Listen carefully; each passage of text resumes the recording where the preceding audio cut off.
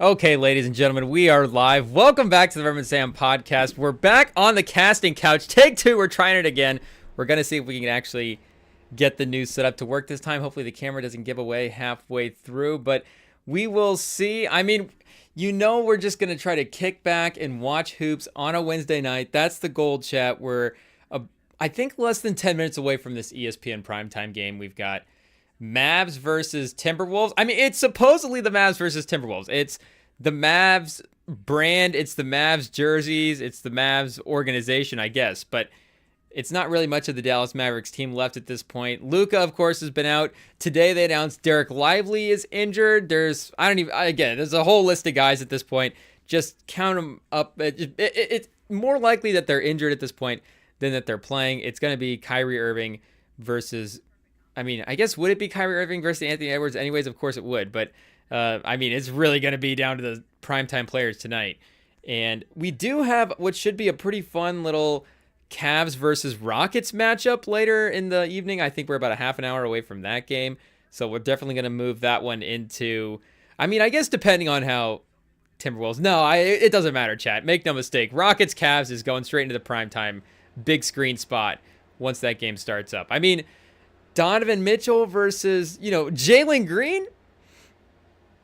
I guess it's definitely a primetime matchup. It is this year. The records, it's more of a primetime team matchup, of course. And those teams have star players that are, I mean, Jalen Green's been cooking as of late. We're fully supporting the Jalen Green performance. We've loved Donovan Mitchell when he's really at his peak. But, yeah, in terms of branding anyways, it's not Shea versus Jokic. But it is two teams that are definitely contender team in the mix, and it's the first time that the Cavs are facing that team that is on, the higher end of the Western Conference. So I think they played the Grizzlies as well too, right? Because we know they played the Thunder, and they played the Thunder a couple of times. What are they calling it, chat? The Donovan Mitchell versus Shai Gilgeous-Alexander to match up. Is it the meet-off, chat? Pause. I don't know what they're calling it online right now, but apparently they're both doing Skims ads. They're both just out there on Instagram right now. It is what it is. Do we need to get a REMINGTOM Skims sponsorship? Yikes, chat. Things would be really crazy if that happened. But we've also got, Pistons versus Hawks. And in addition to a slew of NBA games as well, too, we've also had a slew of NFL moves that have been happening. The offseason is already starting to take place. Except for the Dallas Cowboys, of course. They just haven't done anything yet. But some other teams have, at least as of right now, the last time we checked, the last time we looked at the TV walking out of work above the bar and there was no breaking news, Dallas Cowboys did anything, pause. There just needs to be like an off-season sort of box in the corner that's just like a rotating Dallas Cowboys. We need a live Dallas Cowboys feed. I mean, we almost had one with Jamie Foxx just... totally exposing Jerry Jones. Pause. Jerry Jones, speaking of exposing his comments, but, we almost had a version of it there, but we just need like a live, I guess that's what ESPN is at this point, Chad. Just a rotating, just turn on a show. Is it the NFL show? What are the Cowboys doing? What are the Lakers doing? Even FS1, shout out, but first things first, has it just become the Ravens Chiefs channel at this point? I guess, are we just the Colts Chiefs? It is what it is, Chad. We all follow our teams. So I'll just sit back on the couch and complain about something else because I can't complain about that. I just, make no mistake, we definitely talk about the Colts and the Chiefs and Michigan. And Wembanyama's not even playing tonight. I'm sure we'll mention him. What's the over-under on that, chat? 45 times? Look at this. We're already talking about him and we're barely getting started. So... we'll definitely keep up with what should be, a pretty fun night of NBA action. But yeah, should we talk about some of these coaching moves that happened today, chat? Should we talk about the Lions? Let me actually look up. I guess we know what the moves are. The Lions hired the Lions lost some coaches. The Bears hired a coach, and who was it? Oh, Aaron Glenn to the Jets, chat. Of course. And those are the only two so far that have happened as well. Obviously, Vrabel to the Patriots, if we're just talking, big picture. Oh, Hornets Grizzlies tonight as well? The Hornets, not a contender team, but obviously Sam's team of the year. So, we've got to keep an eye on them. And Suns Nets should be interesting. The Suns are making moves as well right now. It's time to make moves, chat. It's time. Everybody's making moves right now. The NBA's making moves. NFL's making moves. Trump's making moves. Everybody's just making tons of moves right now, chat. Businesses popping in January. People are all over the place. Shout out to New Orleans. I think they just got like a foot of snow. So, I guess frozen water this time in New Orleans, chat. But yeah, unfortunately, the basketball game is not going to be going on later tonight. We will see if the Reverend Sam Pod will continue after that joke. But yeah, Jazz Thunder, we definitely won't need to mention that. So I guess we'll just start off with Mavs Timberwolves and keep it going from there. But yeah, chat. Ben Johnson goes to the Lions. And I guess, or why do he doesn't go to the Lions? He did go to the Lions at one point. Shout out. Was he there all the way through and Dan Campbell's been there, 3 years now? I mean, this is literally, chat. I mean, the couch I don't know if we're just feeling more casual on the couch, but I feel like Stephen A, he knows his points. He knows what he's talking about when he's on First Take, when he's giving us, his eloquent monologues.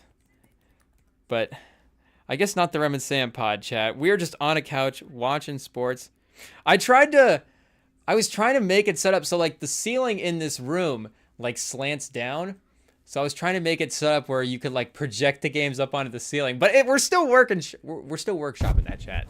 And to be honest, that's obviously more for us just to watch the game. So it was more a priority that everything else gets set up. But make no mistake, now that everything else is set up, the priority quickly moves to how can we get a big projection screen up on this ceiling wall. I mean, you just look at it from this couch angle and it just looks perfect. I guess maybe us in this...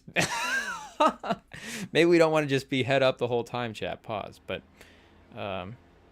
regardless, it might be the better viewing experience. But again, pause. But Ben Johnson in Detroit 3 years. And this year they were the number one offense overall as well. Last year they were 8th in points and 8th in yards. And then in 2022 they were 9th in points, 21st in yards. Oh, I guess that's overall. For offense. Oh, yeah. Okay. I don't know why they have it. Wait, why do they have it split up here between overall and then offense? I guess it would be offense, defense combined, but then it just splits into the offense stats only. It doesn't have the defensive stats attached to it. So, Pro Football Reference, clean up your box scores a little bit. But yeah, obviously, top 10 offense each of the last 10 years. And the Goff thing is it's either really confusing or makes things really clear because he was, he was successful with McVay on the Rams, obviously, but we know McVay is a good quarterback coach. And McVay has also had the benefit of, again, having good quarterbacks with what we've seen Goff now produce in a couple systems. Like, you have to give, I guess the thing is you have to give Goff the good quarterback label, right, Chad? And we've done that throughout the year. And it's not the good quarterback label, I guess. I guess the question is, it's like, Goff is not necessarily elevating the coaches around him, right? So how much is Goff at this point in his career, especially being elevated by the coaches? Because that's the thing, especially early in his career with McVay, like it was clear that the McVay system was helping him out. And it's clear that the Lions system helps Goff out as well, too. I mean, it's not even just like a talent thing with Goff. Goff also has, should we say mobility issues, chat? Goff's not necessarily going to create extra time for himself. You need to invest in the offensive line around him. Detroit has obviously done that. But, in times when that's going to be challenging with certain pressures, you also need to make sure to be scheming the right way to help. And that's obviously not the only thing you need to be worried about in a scheme with Jared Goff as well, too. But, you just need to coach up these little things around him as well, too. It's not just, we'll just call a play and just Jared Goff is going to make something out of nothing. But at this point in his career, it's like, yeah, he is a good player. Like we mentioned, this playoffs is obviously tough for him, chat. And it, unfortunately is this playoffs, the most recent playoffs. You get it's recency bias. But, the last year, in last playoffs, in the last championship game, when last year they actually made the conference championship game. But in that game against San Francisco, he was awesome in that game. and awesome at the end of that game. And we know that the plays that were costly for the Lions were not necessarily on Jared Goff. Like, those were on the receivers, and unfortunately there were some drops and just plays not were not able to be made. And I'm trying to remember as well too, like the whole sequence for that championship game last year against San Francisco. I wish we had the. That's how you know we wouldn't. Unfortunately, we wouldn't be a peak athlete chat, because, I mean, obviously you listen to these athletes talk and they just have like the photographic memory, and I we're able to recall names and players and stats and stuff like. And the thing is, as a sports fan as well too, like people are like, how do you have such a good memory for stats? It's like, well, for one, I'm actually like looking at the stats, as much as some people's, there is different levels, like who's actually checking the box score. I mean, we know people aren't even watching the NBA games anymore, but I guess the ratings on the box scores have to be even lower. So it's like, one, just the fact that I actually just know what the number is like, probably an advantage over most people. But, LeBron's just not remembering games that he's playing in as well too. Like that's, and LeBron's the easiest one. But speaking about Sean McVay is another perfect example. And those guys are easy to think about for examples. One, because they're great at their jobs and have great memories. But they've had the moments on the podium where they've had their memory quote unquote challenged by the reporters and been asked to recall plays.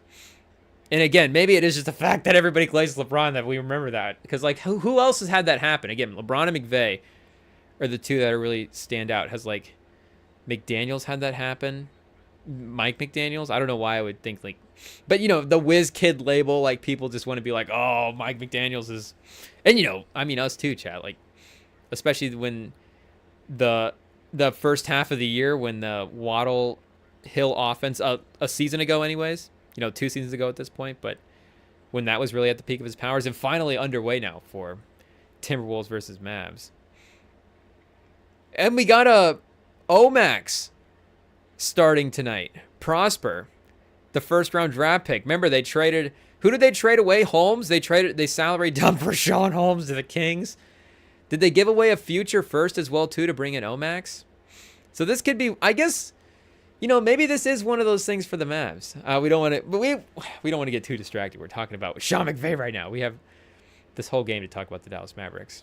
If Omax starts playing well too, that this can help our case. We can wait and see. Omax can form our opinion while we're talking about Sean McVay. But anyways, like LeBron and those guys' memories. Like McVay probably has the same amount of memory for just a game that he watches, or anything. You're like, McVay, what was the fourth question that you were asked on the Manning cast in week 7 of, 2020, whatever? And he's like, oh, yeah, Eli asked just some dumb question about, like, Peyton's, does he, like, quarter zips, But they just have that photographic memory for all this stuff. And it's like, remember big moments, obviously, highlight plays. But to remember, like, the exact sequencing, I guess, of even last year's championship game. A bit of a struggle, chat. But anyways, bringing it back to Niners versus Lions last year, bringing it back to Jared Goff. Yeah, he was good in last year's play, so he has had big moments in big games, and he has to at least get the good quarterback label. But, how much is Ben Johnson, like, elevating Jared Goff and elevating the Lions talent, the Lions offense? And again, it did get progressively better every year as well too, which is another thing to note. And I guess, thinking about it as well too, like, did Goff necessarily play better every year? I guess, in a way he did. And again, like last year, he rose to the occasion as well too when he was asked for it. But that's a different thing than the regular season. And then the teams in general were able to have more success. The defense in general, obviously, of course, when it was fully healthy, was one of the best units that we were seeing in the league. At least with when you have Aiden Hutchinson out there just destroying offensive lines, like, your defense is probably going to play a lot better. But the Jared Goff, just what he was capable of over those 3 years in Detroit, like, it does feel like it was kind of the same. And remember that back half of the season, the second half stretch where they really started playing super well. Like, again, Goff was obviously a big part of that. Had a big season last year and then a big season this year. I guess we can actually hear, was Goff like 2 picks a game just to start that Detroit season? And maybe we just say adjustment, into Ben Johnson's system or whatever. I don't know if we want to chalk it up to that. And again, it's not like Ben Johnson is not a good offensive mind. Ben Johnson is obviously a great offensive mind.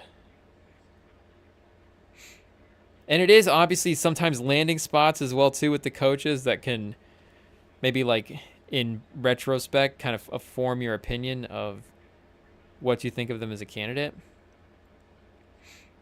Oh, wait, this is Goff's numbers from this year. We're looking for Goff in the 2022 season. Forgot Goff had that 5-interception game versus Detroit this year. Shout out Detroit. Again, after hyping up Goff, looking at the box score and seeing a 5-pick game is crazy. But, I mean, yeah, he was throwing picks, obviously, in that opening stretch of the season there. And they started the season 2-6. And they won against Washington and New England at that point. As well, would that have been like Mac Jones, New England, chat? Yikes. Big yikes. But it's just something about seeing him in a Bears coaching uniform as well, too. Something in the press conference. You know, same with Aaron Glenn, like at the Jets. Like, shout out Aaron Glenn going to the Jets.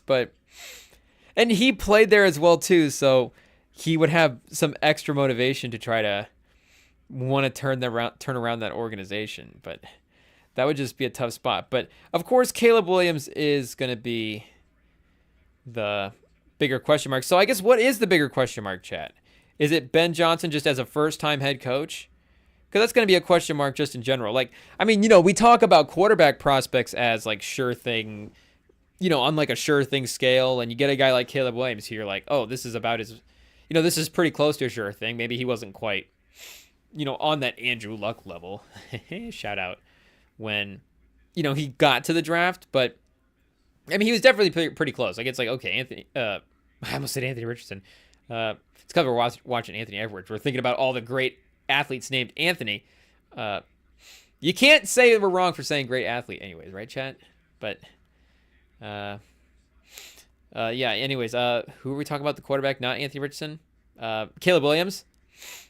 Like, is, you know, projecting a coach as a first-time head coach and the success of a head coach would be even more difficult than projecting out a quarterback. And see, maybe because the coach is more, you know, reliant, of course, on the success of others than maybe the individual players are. But regardless, chat, I guess we'll see who he hires as a staff. I don't think at this point he has made moves yet. Bring Eberflus back as the defensive coordinator. Defensive coordinator search. Dennis Allen, apparently, just on the quick Google search. Seems to be a name that initially pops up. That could be actually pretty interesting. I kind of like that. Dennis Allen, obviously, when he was named head coach after Sean Payton for the New Orleans Saints, wasn't the most thrilling announcement that we've had as NFL fans. But that Saints defense was pretty good under Sean Payton. It was probably better under Greg Williams when, you know, he was paying players to, you know, injure the quarterbacks. And I honestly still don't, I haven't like fully looked into what the details of that were. Because again, I was like 10 years old when that was happening. But I guess I don't remember exactly what year that was happening. But, you know, we weren't necessarily flipping through the newspaper on the Greg Williams scandal. It was just like, what are they talking about on the radio? What is Cowherd ranting about at the moment? Cowherd would have been on ESPN at that time, right? But defensive coordinator for New Orleans from 2015 to 2022. And yeah, they did have that run, like 2017 to 2020. That would have been what? That later year kind of breeze where, you know, he could definitely run the offense, but he was definitely limited physically with the amount of throws that he was able to make, it seemed like. But the defense was always really... And did that blend into some... who would have been the quarterback? Did it just go straight from Derek Carr to Drew Brees, chat? Who was the other white quarterback that they brought in there in the mix? But, yeah, when that Cam Jordan and Marshawn Lattimore and Demario Davis and those guys were all at the peak of their powers... Like, that could be a fun defensive move. And I guess that Ben Johnson is going to be responsible for more than just the offense and obviously the defense as well too. Like I guess the thing that makes it challenging to view coaches out of Detroit is because you do need your coach to be more than just a schematic X's and O's guys. And that goes for both sides of the football. Like, I mean, imagine even if what if Ben Johnson was like an offense and defensive coordinator? It's like, oh, he knows, he can coach both sides of the football equally well, and he just knows all the X's and O's. Like, Dan Campbell was still, the motivating force to that team. And Dan Campbell is just a unique motivating force in the league.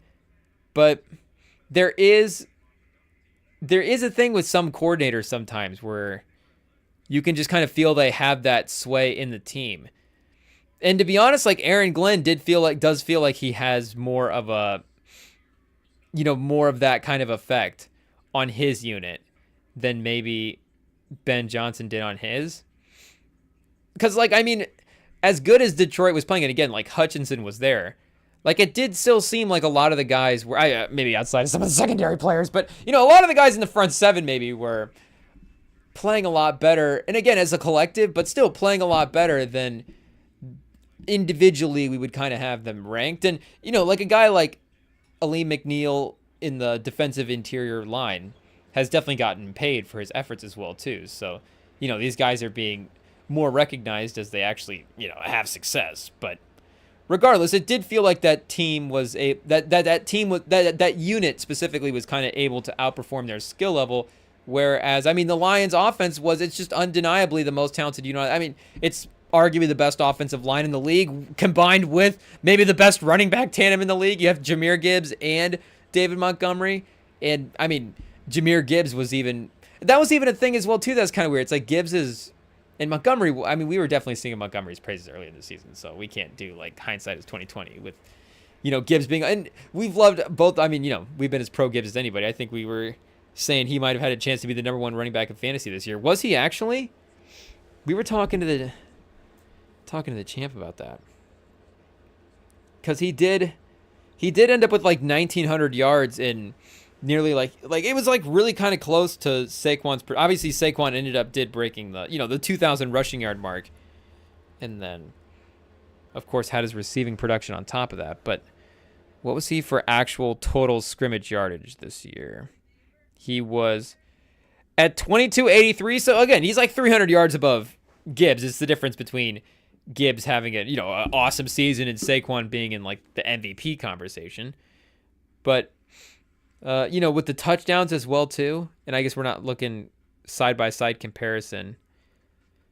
Saquon did lead the league in overall. He led the league in rush attempts, though, so I don't know the amount of receptions. Yeah, he had like 33 receptions. So how many did Gibbs have? Was Gibbs up over 50? That'd be quite a bit for a running back, obviously, but still, I mean, we're talking potentially a point extra a game plus a couple, and yeah, he did lead the league in total touchdowns as well too. So 5 more touchdowns than Barkley. Barkley had 15 touchdowns and Gibbs 20. So I mean, if you're running, I guess some people will do what, like passing touchdown would be 4 in some places, 6, and depending on how you do it. But rushing touchdown is probably always going to be 6 points in your league. So you're talking 30 plus more points there for Gibbs over Barkley. And then in terms of receptions, he was over 50 receptions. Yeah, he's been 52 receptions both years. He's in the league so far. So I guess chalk Gibbs up for 50 receptions. Of course, that's in the Ben Johnson offense. We'll see, obviously, who Detroit gets to replace them. But, again, that would be the unit that you're more confident about in your ability to replace. Even if you're looking at it and going, Ben Johnson is the better, quote-unquote, like, football guy. He's the whiz kid genius, whatever. Like, that Lions offense is awesome. And with those pieces, I mean, you're still going to need, again, the talent to, in those final moments, get the right call in to make sure Goff is set up for success. But just in the overall numbers, the course of the season, like, that's a great unit for somebody to go in and just take over and start running right away. Pause, because there's so much Pro Bowl talent there, especially with Jameson Williams emerging this year, who they definitely did take advantage of, but it still feels like he could definitely be unlocked even a little bit more. And even if he's not like he's kind of in that weird balance where, again, he could be unlocked, but you maybe also could bring in a different type of third receiver. Like, don't know if I'd want to bring in another speed guy and start doubling up just because I think Jameson Williams would be faster than him. It's like, we're not going to bring in any faster than Jameson Williams, so I guess we could bring in a better route runner or, maybe some underneath stuff or whatever. But, you could set yourself up for even bringing in a different type of weapon as well, too. So I do, obviously, with Caleb Williams in Chicago and all that they've invested in him, not just with having him number one and not just with the, again, emotional investment of taking a quarterback with that much hype, but they made the trade as well, or they, had the trade as well, too. That was a part of that. And trying to make sure that, that trade, I guess, the amount that they received in that trade, what level does Caleb Williams have to play to? It depends on how Bryce Young plays as well. But what level does Caleb Williams have to play to end up matching that trade? That's a different question than what does he need to play to match the pick and match the expectations. Because, again, you didn't even make that trade with the Panthers. I mean, you made that trade probably having a good idea that was not going to be a great pick, but you're not just knowing that it's going to be the number one overall pick. And, again, with Bryce Young as a first overall pick as a quarterback, that might be enough to not... I mean, like we saw with Drake May at the end, maybe there's just a situation where they win a couple of games that they shouldn't have, and now all of a sudden they're drafting 5, 6... maybe just a little higher than, and, again, maybe then you're out of the Caleb Williams range at that point, or you have to use some of those assets again and then try to trade up and then trade and then, give up stuff to get him at that point. And of the offensive kind of minds that I always do kind of I'll always give any kind of coaching prospect a chance, regardless of the profile of which, is he a Coulter guy? Is he an X's and O's guy? Is he offense? Is he defense? I'll judge a person based on the content of his character. I don't necessarily have to stereotype him into all these different kind of coaching categories. But I do, of the coaching of those offensive-minded guys that have been hired recently, I do like what he's done in Detroit. And the chances of him having success with Caleb Williams, I do really like that. But like I'm saying, it's just the more I was starting to look at the list, I was like, is he actually the number one overall coaching prospect? And I don't want it to be recency bias just because Detroit lost in their first playoff game of the year. But regardless, chat, it is one of those things where I do look at Detroit and it's like, okay, well, this offense was still supposed to be good, right? So we can't discredit Ben Johnson for that, but is it just a lock that he's going to elevate Caleb Williams into this next sort of level? And it's more than just the play calling as well, too. It's, can he help Caleb Williams' actual, legit understanding of the game and helping him read defenses and helping him actually figure out this processing stuff? Because, Caleb Williams is gonna work on that himself, and he's going to definitely be studying. The man does put in the work. I think it's, I feel like he says it as well too, chat. But, I feel like it's talked about as well too. You can't deny that Caleb Williams is in the film room and in the gym. So he's definitely going to make his own efforts to get better in those ways. And he's talked about that specific thing as well too. He talked about that when he was asked just immediately, what does he need to get better at with being in the NFL? And he was just immediately just just reading defenses. Obviously, it's not maybe the strongest point of my game. And yeah, maybe it didn't progress in year one. Maybe a guy like Jane Daniels and just translated into the league right away, just immediately be, the actual transcendent talent. But not that, of course, we're saying actual, Caleb Williams can't develop into that. It's just, that's what, of course, Jane Daniels is at this moment, currently taking his team to the conference championship game. But, he's going to need a little bit more coaching up as well, too, because, again, like we're saying, he took a season to figure it out, and it felt like it wasn't necessarily clicking for him. So regardless of the amount of work that he may put in, it's like there still needs to be one or two more pieces that maybe a coach might have to be there to help him with to finally, get to that full Caleb Williams potential. But again, I think in terms of talent as well too, like the Bears offense does have good talent. So it's not like Ben Johnson is just walking into a system with nothing on it and with a desolate offense where they just have to totally rebuild the offense. Like they do have to do some work with the offensive line. So obviously, unlike Detroit, that is going to be the just immediate biggest issue. But again, in terms of the weapons, in terms of the things that they can actually, in terms of the pieces that they can actually drop the plays forward, in terms of the actual skill guys on the team, like Ben Johnson is going to have guys that are going to be veteran guys as well too, and that know what they're doing and are not going to have to, and are guys that are, going to be in a good position to pick up a new system potentially. Like DJ Moore. DJ Moore's been picking up new systems his whole career, right? I mean, being on the Panthers, and then he got traded as well too.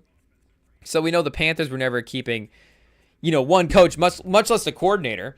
Like the rotating cast of coordinators is obviously going to be, much higher than the the coach is going to let go of the coordinator before he fires himself. So you're going to potentially go through.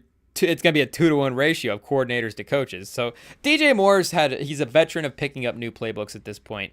Keenan Allen is a veteran. Rome Odunze, only 1 year. It's not ingrained in him, so he'll pause. He'll be fine. It's not like he even learned the playbook in year one. So no, I think Odunze was, I think a lot of the younger guys needed to take a step up on that Bears team. But regardless, chat, they got at least one of the high-profile names, which I think there is an importance to that. It's not just sort of a franchise thing, but and there's a fan base confidence in that as well too.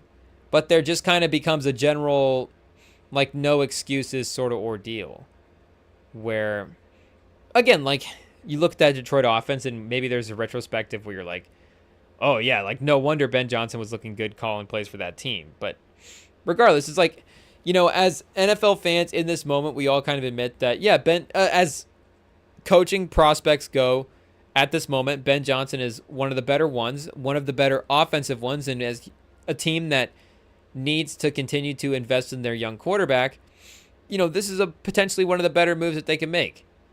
Like I'm saying, is it, could they have gotten Vrabel or something? Is it the best head coaching candidate?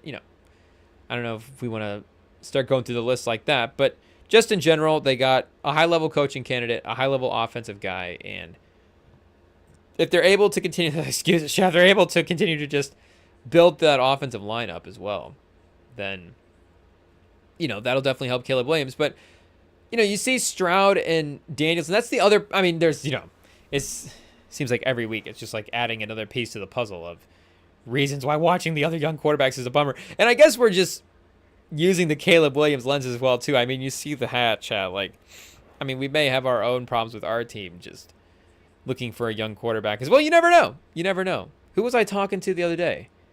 That was shout out to Champ. I was talking to Champ and he said he's a little stock in Anthony Richardson still. So I was like, okay, that's another, unbiased third party in the Colts fandom, NFL circles. So as just a guy watching on, it's just another guy on the couch. He maybe his optimism is just something that we're not seeing right now because, like I say, we're a little bummed out with how the end of the season happened. But for these teams with the other young quarterbacks, watching the other young quarterbacks succeed, like, yes, an offense, of course, a good offensive line is important. Of course, protecting your quarterback is an important thing. But, you look at all of the Jaden Daniels numbers this year, and you look at all of the Stroud numbers from last year, and even the Stroud numbers from this year. Like, the numbers that they're able to put up under pressure are fantastic. And, again, you have to credit like Kingsbury and Slowick. Both of those guys are high-level coordinators.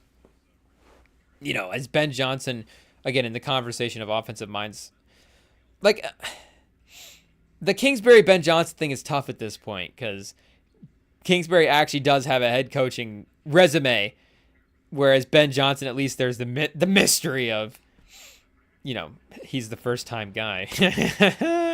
He hasn't lost his coaching virginity yet, chat. So, you just never know. You just never know. But, I mean, again, it's like if Jaden Daniels didn't have a good scheme and didn't have all this stuff, with just the way he's able to process and maintain it, just the speed and the clarity at which he sees the game already. He needs a good offense to be as successful as he is. Like that, those are the things, Chad. Those are the levels to it. It's like, yes, of course, you need a great team to win the Super Bowl. You need a great, I don't think Cam Newton is going to be able to carry the Auburn team to like the NFL equivalent. That just doesn't happen, Chad. Like, and of course that doesn't happen in college football either. That's why it's so incredible that the Cam Newton season actually happened. But, of course you need a complete team to actually get to the highest levels. But would Jaden Daniels had not been Rookie of the Year if he had a worse system? Like if he went to if it literally just swapped guys, and it was Jaden Daniels on the Bears and Caleb Williams on the Commanders. I don't know if we want to throw Bo Nix in the mix. But I think you could say pretty confidently that you would still feel like Jaden Daniels would have had the better season. And maybe you feel better about Caleb Williams, again, with maybe a little better offensive line, a little better coaching. You do like McLaurin as a weapon better than anybody on the Bears. Like straight up, I get the case for it. But regardless, I still think of what Jaden Daniels is capable of from reading the defenses this early on and from him maintaining cool under pressure. I don't know if it necessarily would have mattered just in terms of of the upside that he would have shown. I don't know if it would have mattered. I don't know. Again, the Broncos are a different team because they were drafting, in a different range. But I guess the Bears were technically in kind of the similar spot as the Broncos. Or at least they were supposed to be. They were drafting, 10th last year? The Broncos were 12th. And again, the Bears took Caleb Williams with the Panthers pick, which ended up being the number 1 overall pick. But he just would have been successful anywhere else. Is he taking the Bears to the conference championship game? I don't know.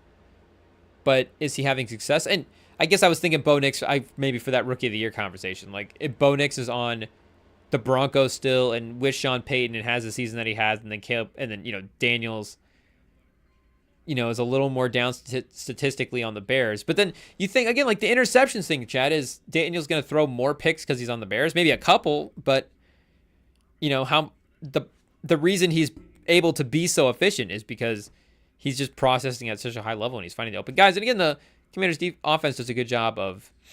There's always kind of a check down, always kind of an easy route, always kind of an underneath guy for him to go to. But, he's always able to make the right read. Always able to make the right look.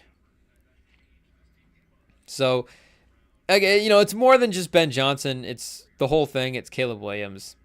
It's the pieces around him as well, too, and what Poles is going to be able to build for that team. But, I don't know. I don't know why the vibe for me is to be like, it feels to be leaning toward pessimistic, but again, maybe it's just kind of a franchise thing with the Bears. And it's weird because they also have like the 85 Bears run in the mix where that's a Super Bowl winning team. They have the team that at least made the Super Bowl in 2007. Like they've been in some conference championship games. Like Cutler was in a conference championship game, right, Chad? So it doesn't necessarily feel like the Bears are like a total, like, I don't know. They just wouldn't, they wouldn't be the first team that popped up in like total disaster conversation. Or like, yeah, the Vikings, for example, would maybe be a team that's successful, but with the amount of just playoff tragedy that they've had, it's like, okay, they have to be on the list for just, the toughest fan experiences in the league anyways. The Bears have been sneaking onto that list as of late, but, I still don't think they're quite there. So, again, I don't know if it is just a franchise thing for me with where I'm leaning, but they do also, they had the franchise stigma as just the quarterback position in general, even if they've had successful seasons. Like we're saying, Cutler was the one taking him to the conference championship game. Cutler's had one of the best seasons that a Bears quarterback has had. McMahon was really good on that 85 Bears team that won the Super Bowl, but I don't know if he was like, one of the elite quarterbacks that we've seen. And then, the other quarterback they had that took him to the Super Bowl is Rex Grossman. That's even crazy. That I still don't even really know how that happened, Chad. And it's one of those. That's like, is that like Manning's Tatum title this year? And the path to the Super Bowl that year was not necessarily easy for the Colts, but that was definitely a very, very favorable matchup. You felt pretty good about your odds in Peyton Manning versus Rex Grossman showdown on the biggest stage of that the league has to offer. But regardless, chat, shout out the Bears over under. It'll be like 7.5 wins next year or something with Ben Johnson. So it's I don't know how much it's going to move the needle overall, but for Aaron Glenn, anyways, like we're saying, he has that relationship with the franchise in the past, so at least he is maybe more inclined to bring back the team that way, just having at least some sort of familiarity with the organization. Because, with the way ownership has been acting as of late, I don't know necessarily if it would be the best working environment, especially for like administrative front office type stuff like that, where, as a player, you're going to feel the impact, you're going to feel the impacts of ownership via how they impact people like your coach. And then, whatever demands or influences or just, mindsets that they're putting these people in, then that's going to be influenced on how, they're performing and coaching you. But regardless, especially if you're going to go there to be a head coach, I think it was maybe the worst owner coaching potential relationship on the board. I'm trying to think, chat. We had the Saints, the Raiders, the Patriots. I don't know what you want to say about Kraft. If you're not successful under Robert Kraft and he doesn't like you that much, he will make a documentary that throws you under the bus. So, if you want to risk that, if you're Mike Vrabel, when Drake May just doesn't make any Pro Bowls and it's like Robert Kraft's like, this is Mike Vrabel's fault. How do we make a documentary just blaming the Drake May demise on Mike Vrabel? That could potentially happen. You never know. You never know what you're signing up for when you're working with good old Bobby Kraft. Robert F. Kraft, the health insurance NFL owner. Are we confusing him with somebody else? I don't know. But, I think the Jets one was pretty obvious. And I don't know who was saying, was it Simmons that's saying, somebody was saying Aaron Glenn for the Cowboys job, which was interesting. Not that, I don't know if that's where Jerry Jones ultimately would have gone, chat, let's be honest. But, the fact that his name could have been floated out there for, a position that's viewed at least as a high-profile position like that is, at least says something about his status as a coaching candidate. And, it says something that these were the first two off the board after Vrabel as well. Because, maybe Flores, maybe has a little... These are both first-time head coaches as well, too. Whereas Flores, in the mix for returning, maybe he has a little bit more demands in some ways. And we're not, not saying anything crazy about Flores. We're just saying that, maybe the price is just a little bit higher. I don't know what it would be, but maybe he's the one that's just going to shockingly take that Cowboys job. And I don't know who the former Cowboys player is either that could, that's like on the board like that. Is Romo up for announcer? I guess they did interview Aikman. I saw that. Was that the crazy coaching interview that I was thinking about the other day? I remember one of the past live streams, chat. I couldn't remember what was like the craziest interview that I was there. I was thinking of something. I couldn't remember what it was. And maybe it was that. It was Troy Aikman interviewing for the Cowboys. Which, again, legend quarterback. You feel like calling games over all these years, it feels like he's at least kept up with where football is at and still, from an X's and O's standpoint, pretty sharp. Former player. So I get that he checks a lot of boxes. It's just, hiring a guy from TV to be the coach. I feel like that's a little aggressive. Again, the TV GM stuff is just just now kind of happening. I mean, we're seeing what Mike Mayock be the GM of the Raiders.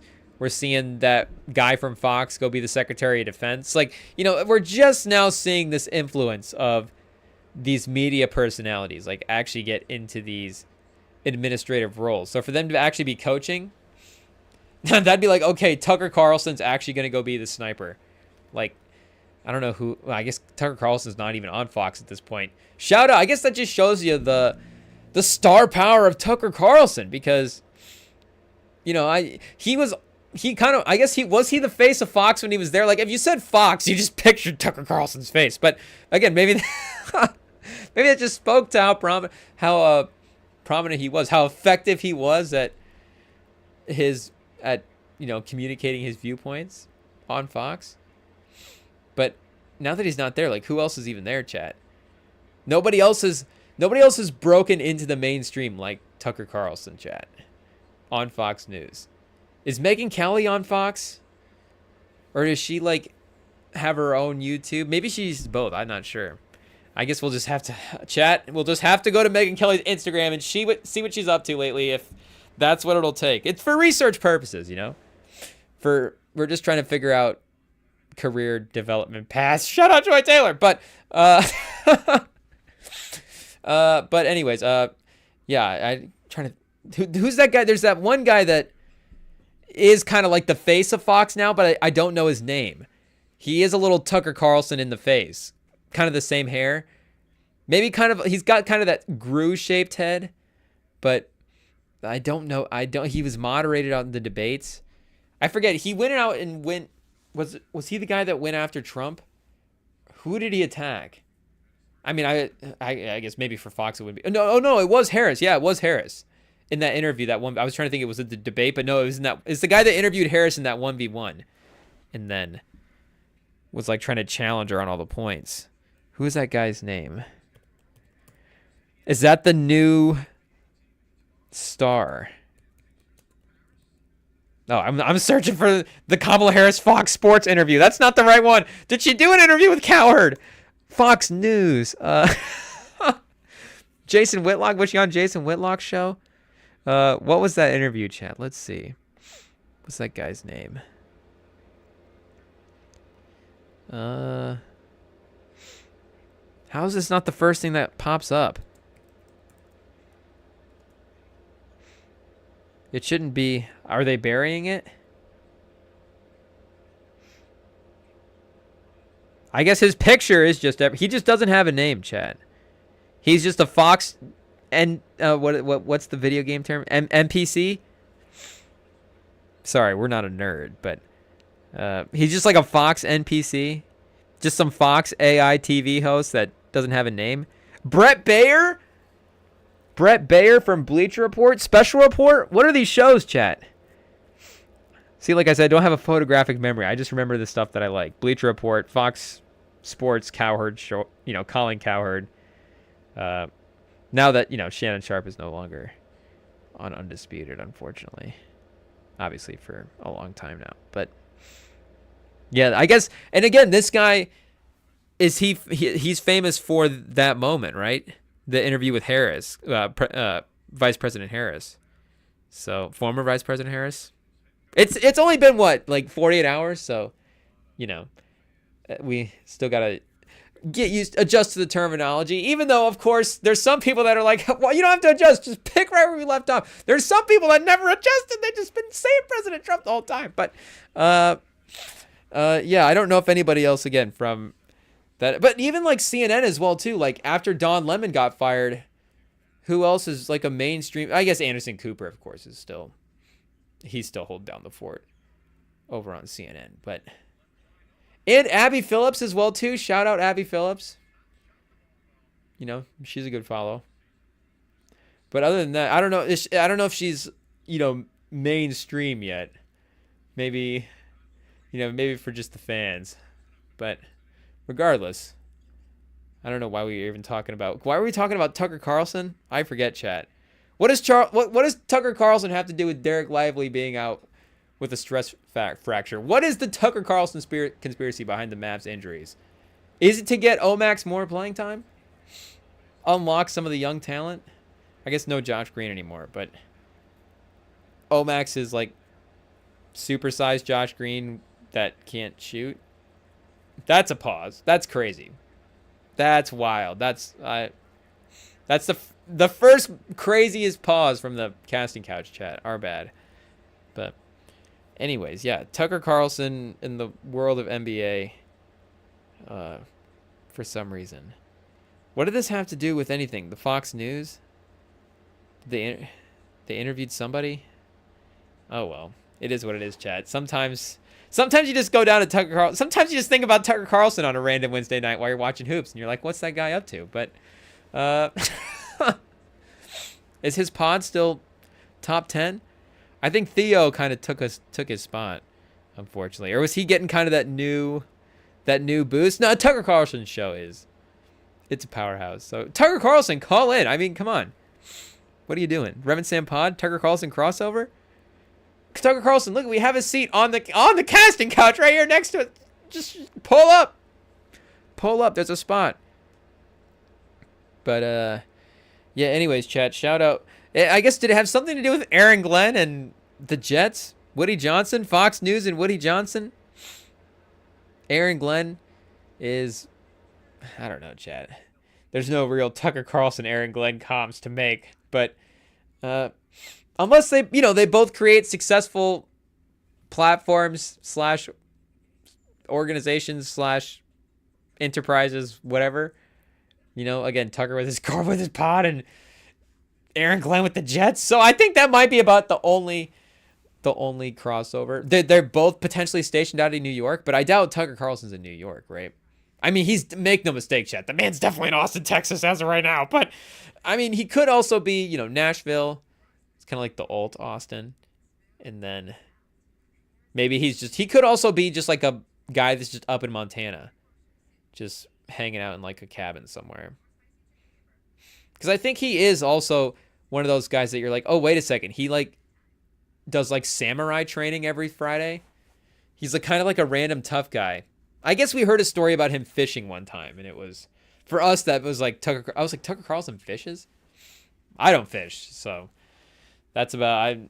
I'm not that outdoorsy, chat. Of course, we're sitting here on a couch watching literally the backup squad of the Dallas Mavericks try to play right now. So I feel like if we were gonna fish, this would be like the perfect night to go and do it. I mean, okay, what we got? Hawks, Pistons.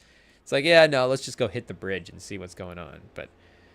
Get a couple of crappie. I don't know. Our Midwest fishing fans in the chat can let us know what we can get in this area floating down the river. But I don't know. There's always people out on that bridge just with lines just hanging out.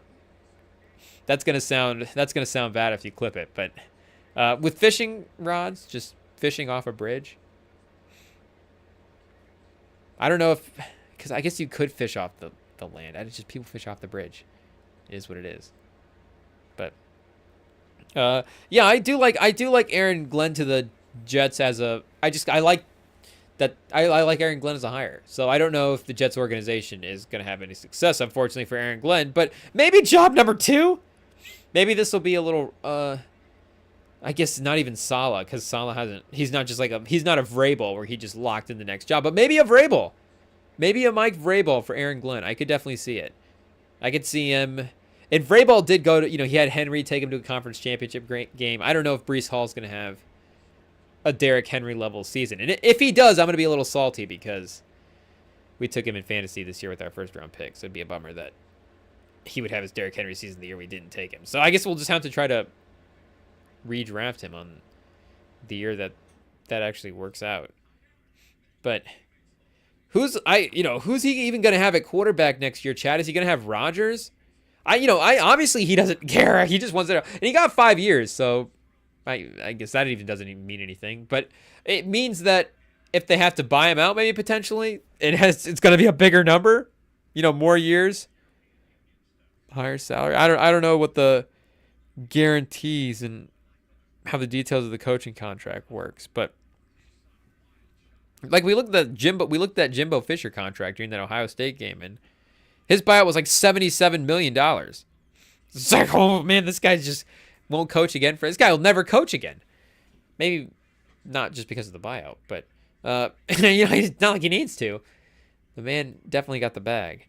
So, at least maybe Aaron Glenn has some potential security if, what we assume would happen with the Jets happens, which is and again, it's not an Aaron Glenn thing. It's the Jets organization would suck, because I still kind of like Saleh. I don't know if I think Saleh is, a big time.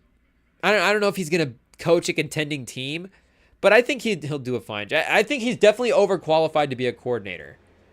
I don't know what tier exactly, because maybe like a McDaniels tier. That feels a little disrespectful for Saleh, because, the McDaniels head coaching thing went really south. And so, the Saleh thing was obviously not good either, but he had Zach Wilson there for his entire stretch, his entire tenure on that team. And then he had, an older version of Aaron Rodgers, and the defense always was the strength of the unit when he was there, which, again, he's a defensive guy, so that side of the ball was at least overachieving a little bit when he was there.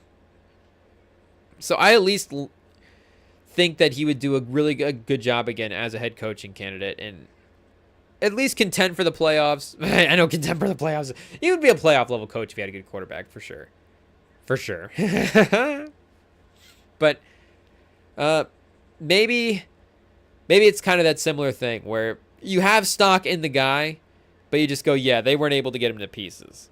He already doesn't have the pieces. The defense, he's got those pieces. Sauce, Quinnen Williams. It's the Williams brothers. Quincy Quinnen.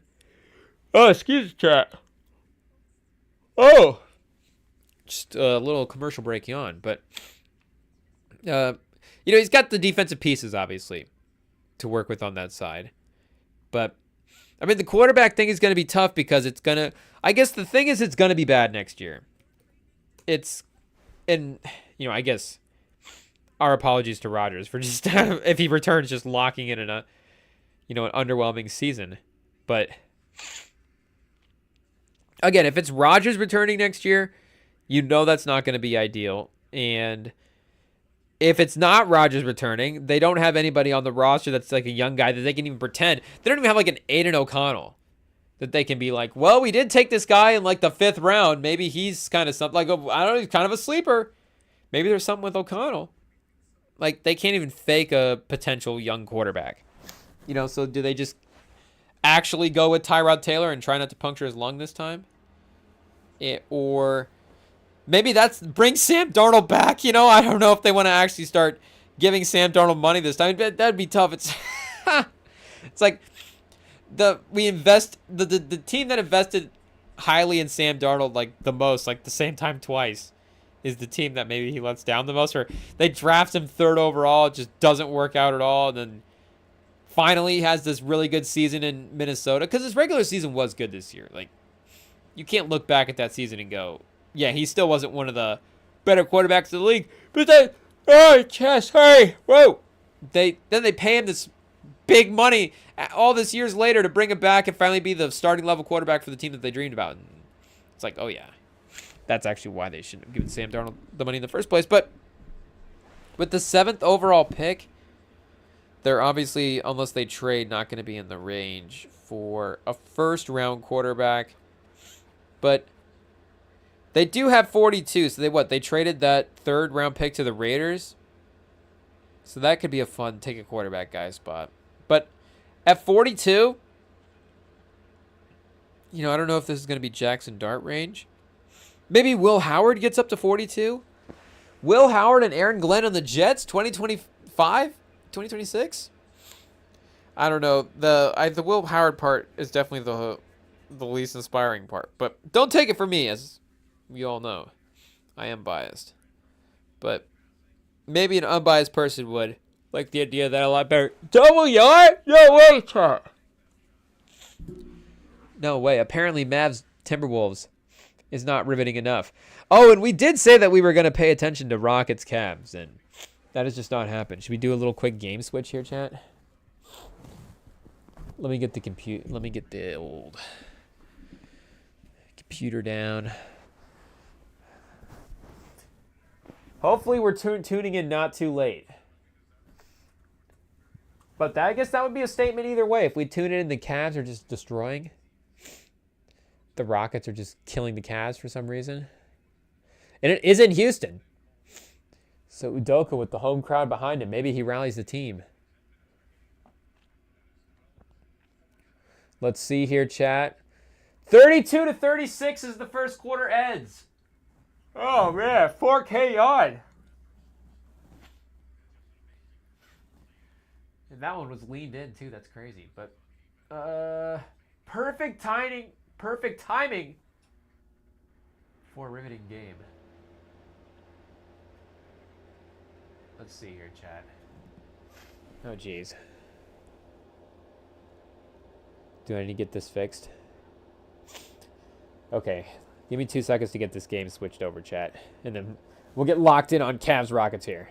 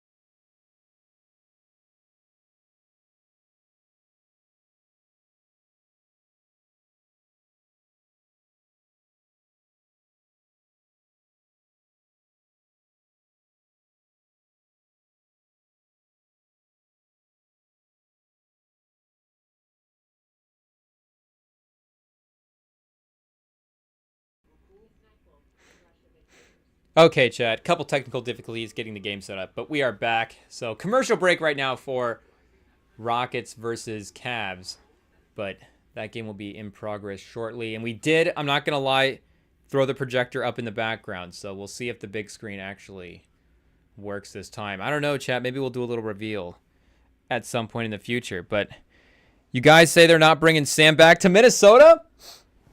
Not back as what, the starting quarterback, or not back in general? Because, I mean, like me and Sam have talked about before, are you saying we're not bringing Sam back to the pod? Because make no mistake, that's also not true. Sam will be back. You know, Sam's always here whenever he can be. But, like, if you're the Vikings, like, I don't know what the number is ultimately for Darnold. So, yeah, I mean, that becomes the issue at some point. Like, do you pay the man $50 million? But just, I guess, in theory, if you have a chance to have a veteran quarterback there with McCarthy, still, that doesn't seem like a bad option. It doesn't seem like a bad option to have options at quarterback where, yeah, you can maybe, you don't, I guess, want to necessarily be indecisive. Like, you know, if you want to commit to McCarthy and, you know, do what the Colts did this year. Not pull Richardson halfway through the year, but get to the point in the season where you go, okay, Richardson is just a guy, and we're just going to finish the season with him regardless of what happens. Unfortunately, you know, and there was lots of things that had happened before then, but if you just get to a point where you go, hey, McCarthy's the guy, and, you know, maybe that's pre-trade deadline as well, so maybe Darnold's able to move at that point. And then at least for the start of the season there, you have some insurance. I'm just not against the idea of them bringing back Sam Darnold. The other thing is, like we were saying, the number and just Darnold's opportunity. Like, this is really his one shot to have this opportunity potentially, have this money, have this ease of a path to a starting job again. Like the Vikings job, I mean, it opened up more because of McCarthy's injury, and he did play well enough this year that there would never really been a question to bring in McCarthy. Like they were just winning too many games. But again, like if they bring back McCarthy this year, there's gonna be that competition, even if they name him the starter. Like we're saying, I mean, he's gonna be looking over his shoulder, and we're just all gonna be waiting for the day that they actually put in McCarthy. So he might not want to deal with that necessarily, and he may not be wanting to take what the Vikings are giving him. So it might not align for them to all work, and he might, again, he might just suck as well too. Pause. But either way, I'm not against the idea of them wanting to find a way to bring him back. Anyways, if there's a way to do it that makes sense for the Vikings as a team, that's fine, because the defense, is in place, and as long as Jefferson doesn't request a trade, like their offense will be fine, and they would still have Addison and maybe a piece. Shout out to our guy Fataport. Maybe we'll get Fataport on the casting couch at some point. Shout out, but he always threw out that T. Higgins for Justin Jefferson. T. Higgins and some picks or whatever for Justin Jefferson. So I don't know when the Bengals are ever going to turn that one down. If the Vikings are going to offer them Jefferson, they'll be like, well, how many picks do you need? We can just literally make this 2019 LSU team infinity gauntlet stone in the NFL just complete. Which maybe just should happen anyways, just so we could actually see what the possibility of that is. But what were we saying before we jumped on? Before we had to switch games over there, chat. We were talking about Aaron Glenn to the Jets. So yeah, I guess we were talking about Sam Darnold. So I guess that works perfect. Yeah, so that would be, I guess, the case for him staying in Minnesota. But he is kind of the one available upside potential guy on the free agent market. Let me double check here. I don't know what you guys want to categorize Tyler Huntley as, but dollar for dollar, Huntley for Sam Darnold, who would you guys rather have? But for free agent quarterbacks right now, might honestly be one of the most low-key free agent quarterback years. We'd have to go back and do some comparison. And what's a great QB free agent year is going to just be a season where there's like one free agent quarterback. It'd be like the Manning season, where it's just like Manning was a free agent, but you're not really going to have options. But you have, just in terms of contract this season, it was Darnold, the highest paid quarterback going into the free agent market next year. And then Zach Wilson, number 2 at $8.7 million, still on that rookie number 2 overall draft pick contract. So hopefully Zach Wilson did some wise investing with his funds. Taylor Heineke, Brissett, Trey Lance, Drew Lock, Stidham, Andy Dalton, Justin Fields, Flacco, Winston. So make no mistake, it's going to be Aaron Glenn and Jameis Winston on the New York Jets next year. Mac Jones, Aaron Glenn and Mac Jones, Garoppolo, Mason Rudolph. It's gonna end up being somebody like this if it's not Aaron Rodgers, which it's not a bad thing long term if they're gonna be in play for a high overall pick. And that is, if the goal is, hey, we're gonna bring in the rookie coach, we're gonna suck, and then we're gonna get the top pick, and then now it's year 1 coach or year 2 coach, year 1 quarterback, after the draft, then that is a reasonable plan. But I mean, right away, it's going to be brutal, Chad. It's going to be tough sledding for Aaron Glenn at the quarterback position. See if we can get this other game back on second screen. Here we go. Brett Rippon, he's also in Minnesota. Minnesota, low-key stacked at quarterbacks. I mean, they don't even need Darnold, man, like we're saying.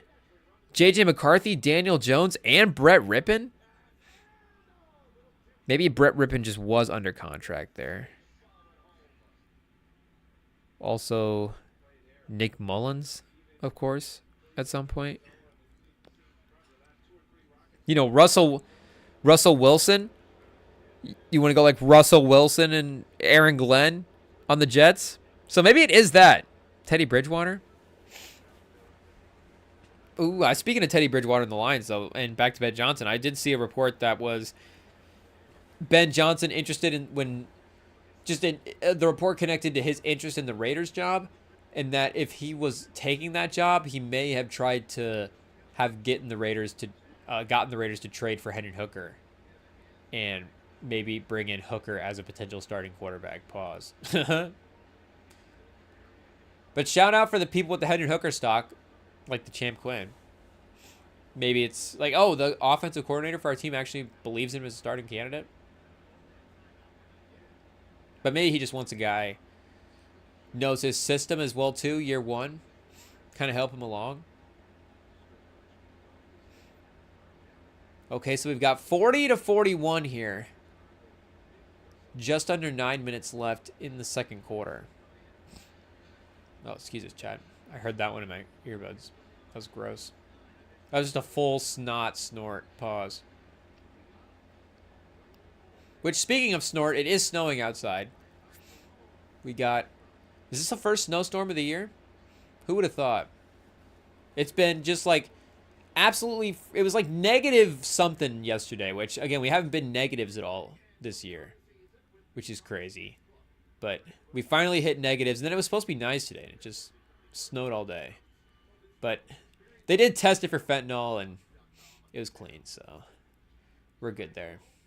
I saw literally a commercial watching games was the other night where they were like, stop doing drugs because of fentanyl. Which, I mean, kids, of course, obviously. But doing ads about it. And plus, like, running an ad chat, you just know, like, there's some, like, whatever organization is propping themselves up to be the anti-fentanyl organization is just also probably up to no good as well, too. Just can't be trusted. But, I mean, of course, it doesn't mean the other side of that. It doesn't mean you need to get involved on the other side of that. Obviously, get your little kits and, you know, don't get the kits. Maybe just stay away from.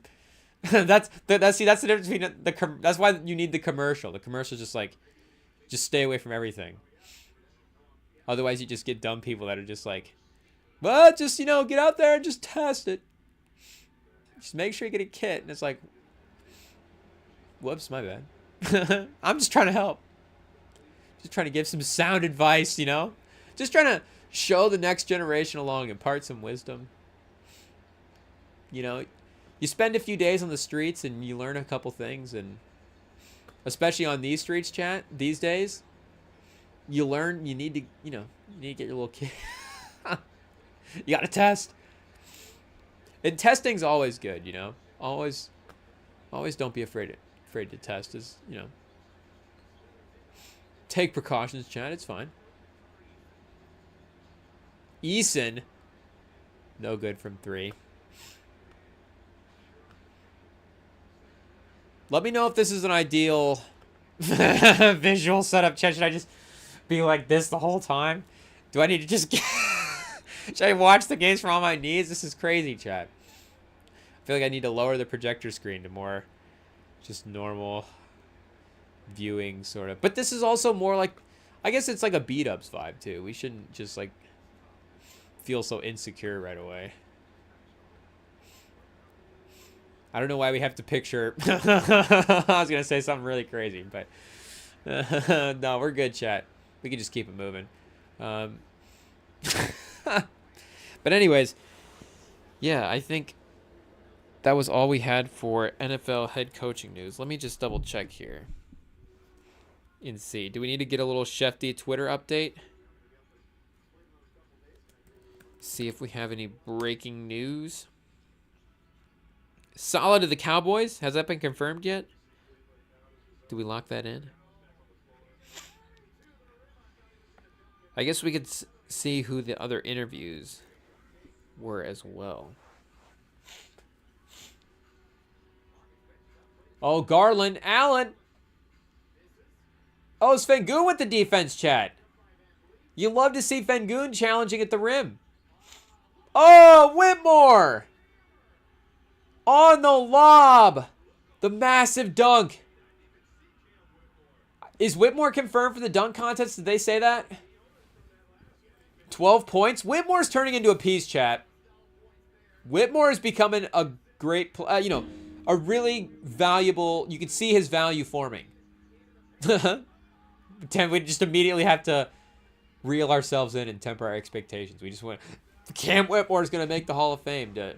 You can see him like off the bench, heat check. He can change the momentum of the game. He's a dynamic shot maker. He's got a lot of confidence. I mean, like we're saying, the athleticism is great. But they also, I believe, confirmed Castle for the dunk contest as well, which, I mean, is crazy. Because, I mean, you love having a young player with the upside of it. You love having a young star face of the league. Stephen Castle, face of the league. Future face of the league. You love to see that in the dunk contest, but just having a Spur in the dunk contest, I don't even know when the last time we had a Spur in the dunk contest was. I mean, infamously Brent Barry won the dunk contest, but was he on the Clippers or on the Sonics when he won the dunk contest? I think he was on the Clippers when he won the dunk contest. Oh, this time it's Eason going baseline. Eason misses the layup. So the Rockets have Eason, Brooks, and Whitmore in right now with Van Fleet and Sengun. But Eason, Brooks, and Whitmore is a lot of size, athleticism. That's a strong, explosive set of wings right there. Pause. Van Fleet's also, defensively, that's a sturdy guard. Sengun is maybe, obviously, your offensive maker in that stretch. But challenging Garland as well, too, on the pull-up there. Sengun's defense has been decent in this 3-minute stretch that we've been tuned into. I guess the last 4 minutes they haven't scored. Sorry, Cavs fans, for jinxing your team when we tuned in, apparently. But we have not seen Cleveland make a shot yet tonight. How did they even get to 42?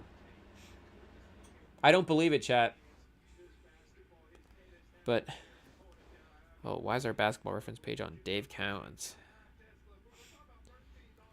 Oh, Spurs players to be in the dunk contest. Do they have dunk contest participations on this? Oh, why don't we just go to the old Wikipedia? Because we didn't get... It's not like Kawhi was sneaky in the dunk contest. Again, DeRozan was on the Raptors when... I mean, yeah, if we went players that played for the Spurs and also have been in the dunk contest, that's a different thing. But we're talking Spurs jersey in the dunk contest. Active Spurs player trying to jump over people in a chair. Yeah, Cavs officially called timeout. There we go. I was looking away because I thought it already happened. But come on. Atkinson, get on that. Participants. Oh, it gives us the player, but... Well, I guess we would know, chat. At least we should if we were a good fan. Anyways. Pat Connaughton? Okay, that's an easy one. We know he wasn't on the Spurs. Michael Finley, 96-97. No, he wasn't on the Spurs then. He was still playing for the Mavs. Yeah, no, yeah. He played for the Mavs for a long time. Antonio Harvey, 1995. Played for the Vancouver Grizzlies. Nope. I didn't know if that's just some guy I'd never heard of on the Spurs bench before. Jerome Kersey, Maggette, McClung. Shout out, McClung. Back-to-back winner. That's right. Pause. Harold Miner. Trey Murphy was in the dunk contest. Jericho Sims was in the dunk contest. How could you forget? I mean, Castle, if the bar is Jericho Sims, Castle's going to do just fine. Stromile Swift. Shout out Rosillo. Call in. Kenny Skywalker. Clarence Witherspoon. Doug West. Have the Spurs ever had a... Oh, Edgar Jones in the first ever dunk contest, 84? Wait, is that the only one? Oh, wait, no. Okay, Johnny Dawkins, 87. So we need to catch up, I guess, on our 80s Spurs rosters. Greg Anderson also in the 80s. So I guess the high-flying... But, yeah, I guess those George Irving Iceman teams, I think, were pretty athletic teams flying around there. I mean, obviously, Iceman would have been the peak of that. But I wouldn't be surprised that... And I guess he would have been only into San Antonio up until, like, yeah, the mid-80s there. But I wouldn't be surprised if they kind of leaned toward that kind of player. But through the 90s, no one. No competition held in 98 or 99 due to the lockout. Oh, man. The lost years. And then, of course, not the infamous 2001, those early 2000 dunk contests. And then it looks like up until, yeah, then recently we wouldn't have had anybody. So the last time would have been the 80s. Greg Anderson in the 80s. 1989 is the last time a Spurs player has been, or no, that wasn't even 89. That was 88, my bad. Shout out Gregory Wayne Cadillac Anderson. Number 23 overall pick of the 1987 NBA draft. Only played for the Spurs for a couple of seasons, so not a good sign. What happened to the numbers here? Second in Rookie of the Year voting his rookie year. So I guess at 23rd, the value in that pick in the moment, it's like, is Greg Popovich running this team from the womb? You know? No, 87, I mean, the hair might have already been starting to go gray at that point. Shut up, Pop, but get back soon, Pop. Get well soon. But, no, Pop. 13 points his second year, and then ended up in Milwaukee his third year. How did he end up in Milwaukee? What did happen? What did we get rid of Greg Anderson for? The great dunk contest participant Greg Anderson. Traded by San Antonio with Alvin Robinson and a 1989 second-round pick, which turned into Frank Cornett for Terry Cummings in a second. Terry Cummings in when? 1989? Scored 22 points a game his first year in San Antonio, 17, 17, and then dropped to 3. Then 7, and then 6.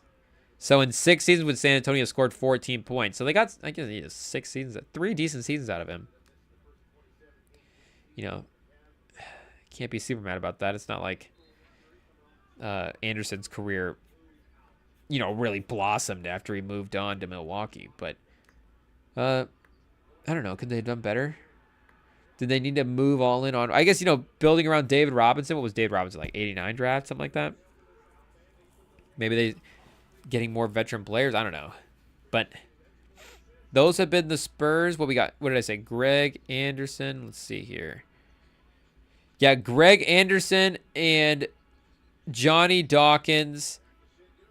And there was Edgar Jones. So shout out Johnny Dawkins, of course. Now coaches the UCF men's basketball team. The team that was the school that had the football team that was the unofficial national champions a couple of years ago. Drafted by the Spurs 10th overall from that Duke Blue Devil team. And his son, of course, almost eliminated Duke in the March Madness tournament for the Zion Williamson, RJ Barrett, Cam Reddish for that team. But he was also with San Antonio up until 89. So they just did a bigger reset in 89. This is a little Spurs 80s history corner here. So, again, shout out to Nick Wright and Chris Broussard for always talking about their favorite teams. We can't be mad about that. Wait, who is that, chat? Oh, Johnny Dawkins. That's right. let's see here. Played almost a decade, 11 points a game for his career. Or sorry, was there for 3 seasons in San Antonio. 10 points a game, 15 points a game, and 14 points a game. 10-3, 15-7, and 14-7. So, you know, of course, as a playmaker, balanced. Getting it done. Pause. But traded by the Spurs with Jay Vincent to the Philadelphia 76ers for Maurice Cheeks, Chris Welp, and Danny Wingate. I think that's a sign they made after Maurice Cheeks just played a couple of games after that trade. They were like, Welp? Yeah, Cheeks was in San Antonio for 50 games. And then he himself was on the move. Oh, for Rod Strickland. That's how we ended up with Rod Strickland, chat. Wow, see, you learn something new every day. I didn't know I was going to log on today and figure out the sequence of events that led Rod Strickland to ending up on the Spurs, but shout out Hot Rod Strickland. Hot Rod? So Cleveland scores out of the timeout, but on a putback, and I think it was on the next possession as well, too. Not even on the score after that. Oh, Brooks is putting up the shot. That's I guess the disadvantage of having Brooks and Van Fleet out there. It is a defensive lineup. That is where it strives. Oh, Dean Wade. He said, he's Thanos, chat. He'll do it himself. If this team needs to make a comeback. Oh! Call on Dean Wade. We left our OG water bottle at the gym, chat, so shout out. We have to use the backup water bottle. And I know the spot that it's there, too. I'm like 90% confident that the staff is just going to leave it in that spot because, make no mistake, it's been there a couple of times. Not the first time that they've probably just seen it on the shelf, being like, oh, every time he walks past it on the way out. And you think I remember it, but the problem is, you get out, I get in the car, start driving, like that first stoplight I reached to go to the water bottle, it's like, I could turn back around and go get it, and it's like, oh, commit. I'll be back in the morning. And then it's like, and then it's just like, you have the backup one. But like I said, it's been there a couple of times, so it'll just still be sitting there. And, make no mistake, if they don't have to move it, they're not going to. They probably are not even going to notice it. There's a lot of things in that gym that should get moved, and they just don't. It's just what it is. Oh, Mitchell in his continued streak of slow performances against the higher teams outside of Boston, shout out. Mitchell will show up in a game against Boston. Mitchell will just not show up against the Western Conference. It doesn't matter that he's in the East anymore. It's not like he won't show up against his own conference. It's just the West. So if he's on the Jazz, it's a real problem. But if he's on Cleveland, it's only a problem a couple times. Van Fleet trying to take us into halftime here. I mean, they're going to call the Van Fleet ISO. Amen Thompson, quarter 3? Amen Thompson out here being a sniper? Speaking of Tucker Carlson, oh, chat, that's what it was. That's why we brought up Tucker Carlson. Wow. We were going to make him a sniper because they made Hegseth the Secretary of Defense. Shout out. Are we going to do a draft for media personality roles in the military? But then that becomes like a thing. Like, is there like a 5-star general? There's probably like a former 5-star general with a pod. So it's like, find that guy, Obviously, he's the first pick. Is commander-in-chief technically a job? Like, can I take the co-host of the Obama Bruce Springsteen pod? And we are taking Obama, just in case. You know, the Bruce Springsteen fans out there are like, yeah, no, Bruce Springsteen would be a great president. It's like, nah.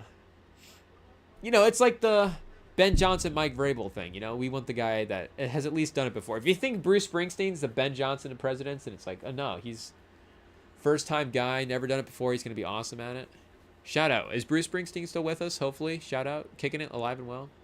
I just don't know. See, the thing is, like, there are, like, obviously, you know, we keep up with history. What happened to my chain? Why is the pendant all out of whack? There we go.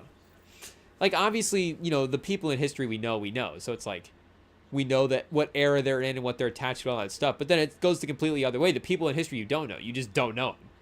And you don't even, it's like, what year is this person involved in? What? It's like, yeah, Bruce Springsteen was, you know, doing music when? You know, Bob Dylan, it's like one of those things. And like, you know, Picasso was like walking around in like 1962. Like, Picasso died in the 70s. And I thought Picasso was, you know, a little older than that. So, and shout out all of Fantasy Everything as well. Favorite pod. But, you know, sometimes if you just don't know a guy, it's like you just don't know. So it's like, you know, I think it was Bruce Springsteen was hosting a pod with Obama, but I just don't know. I don't know how, and you know, COVID as well too. You don't even know when things took place anymore. Sense of time is all whack.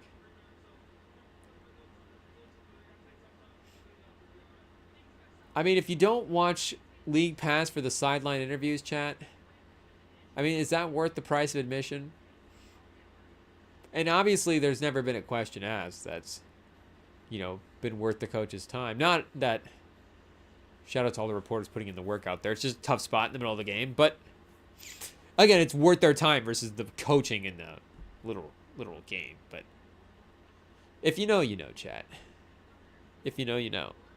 But halftime on Rockets Cavs, so we'll get back to that one in a second. Another game change. Okay, so this is the thing we'll have to smooth out then, is the game change element of the casting couch. See, chat, you live and you learn.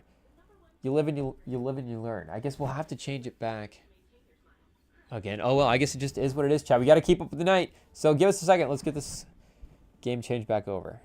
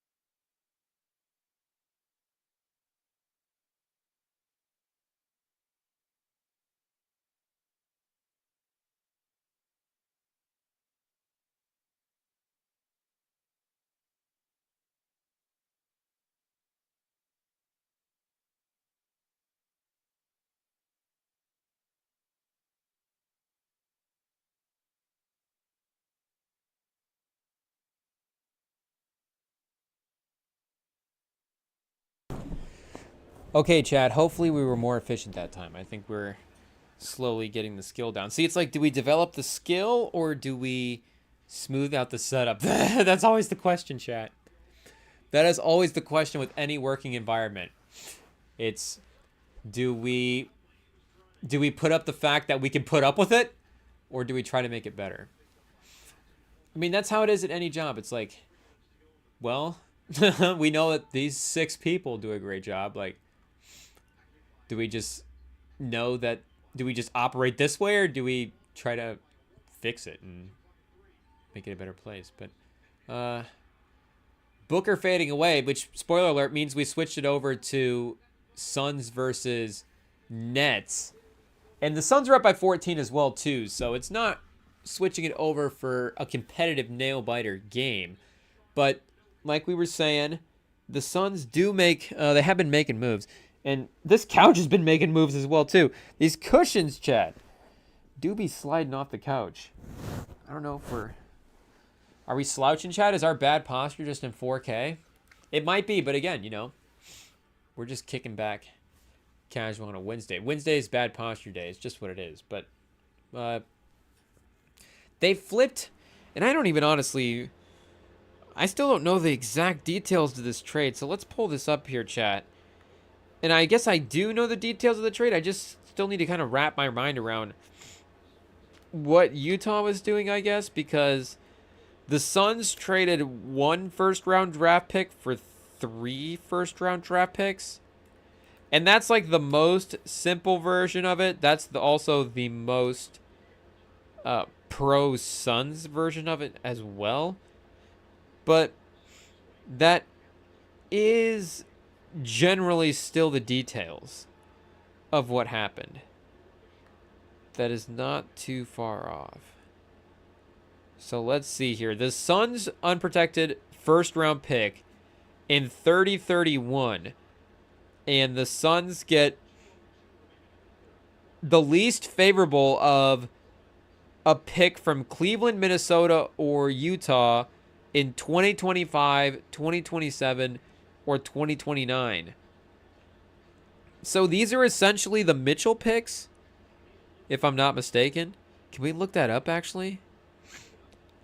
I think Pro Basketball Reference might be able to track the picks in these trades, if it tells us if Donovan Mitchell was traded for these picks, which even makes it a little bit interesting, more of a wrinkle, I think. I guess sometimes I'm just dyslexic, chat, because they would have obviously have given up the picks to get but yeah, I'm thinking backwards again, because we are thinking about the Jazz giving up Mitchell and bringing in the picks from Cleveland. I was thinking there for a second, Cleveland giving up the picks to get Mitchell. But Cavs traded for Mitchell traded by Utah to Cleveland for Abaji, Markkanen, Sexton, a 2025 first, 2026 first, 2027 first, 2028 first, and a 2029 first. Cleveland has also received a trade exception. 2020 first round pick is Cleveland's own. 2026 is a right to swap. 2027 is Cleveland's own. 2028 is a right to swap. And 2029 is Cleveland's own first round pick. So did they put so I bet the Jazz, I think, put stipulations on picks that they already have. Because, yeah, what they would have traded.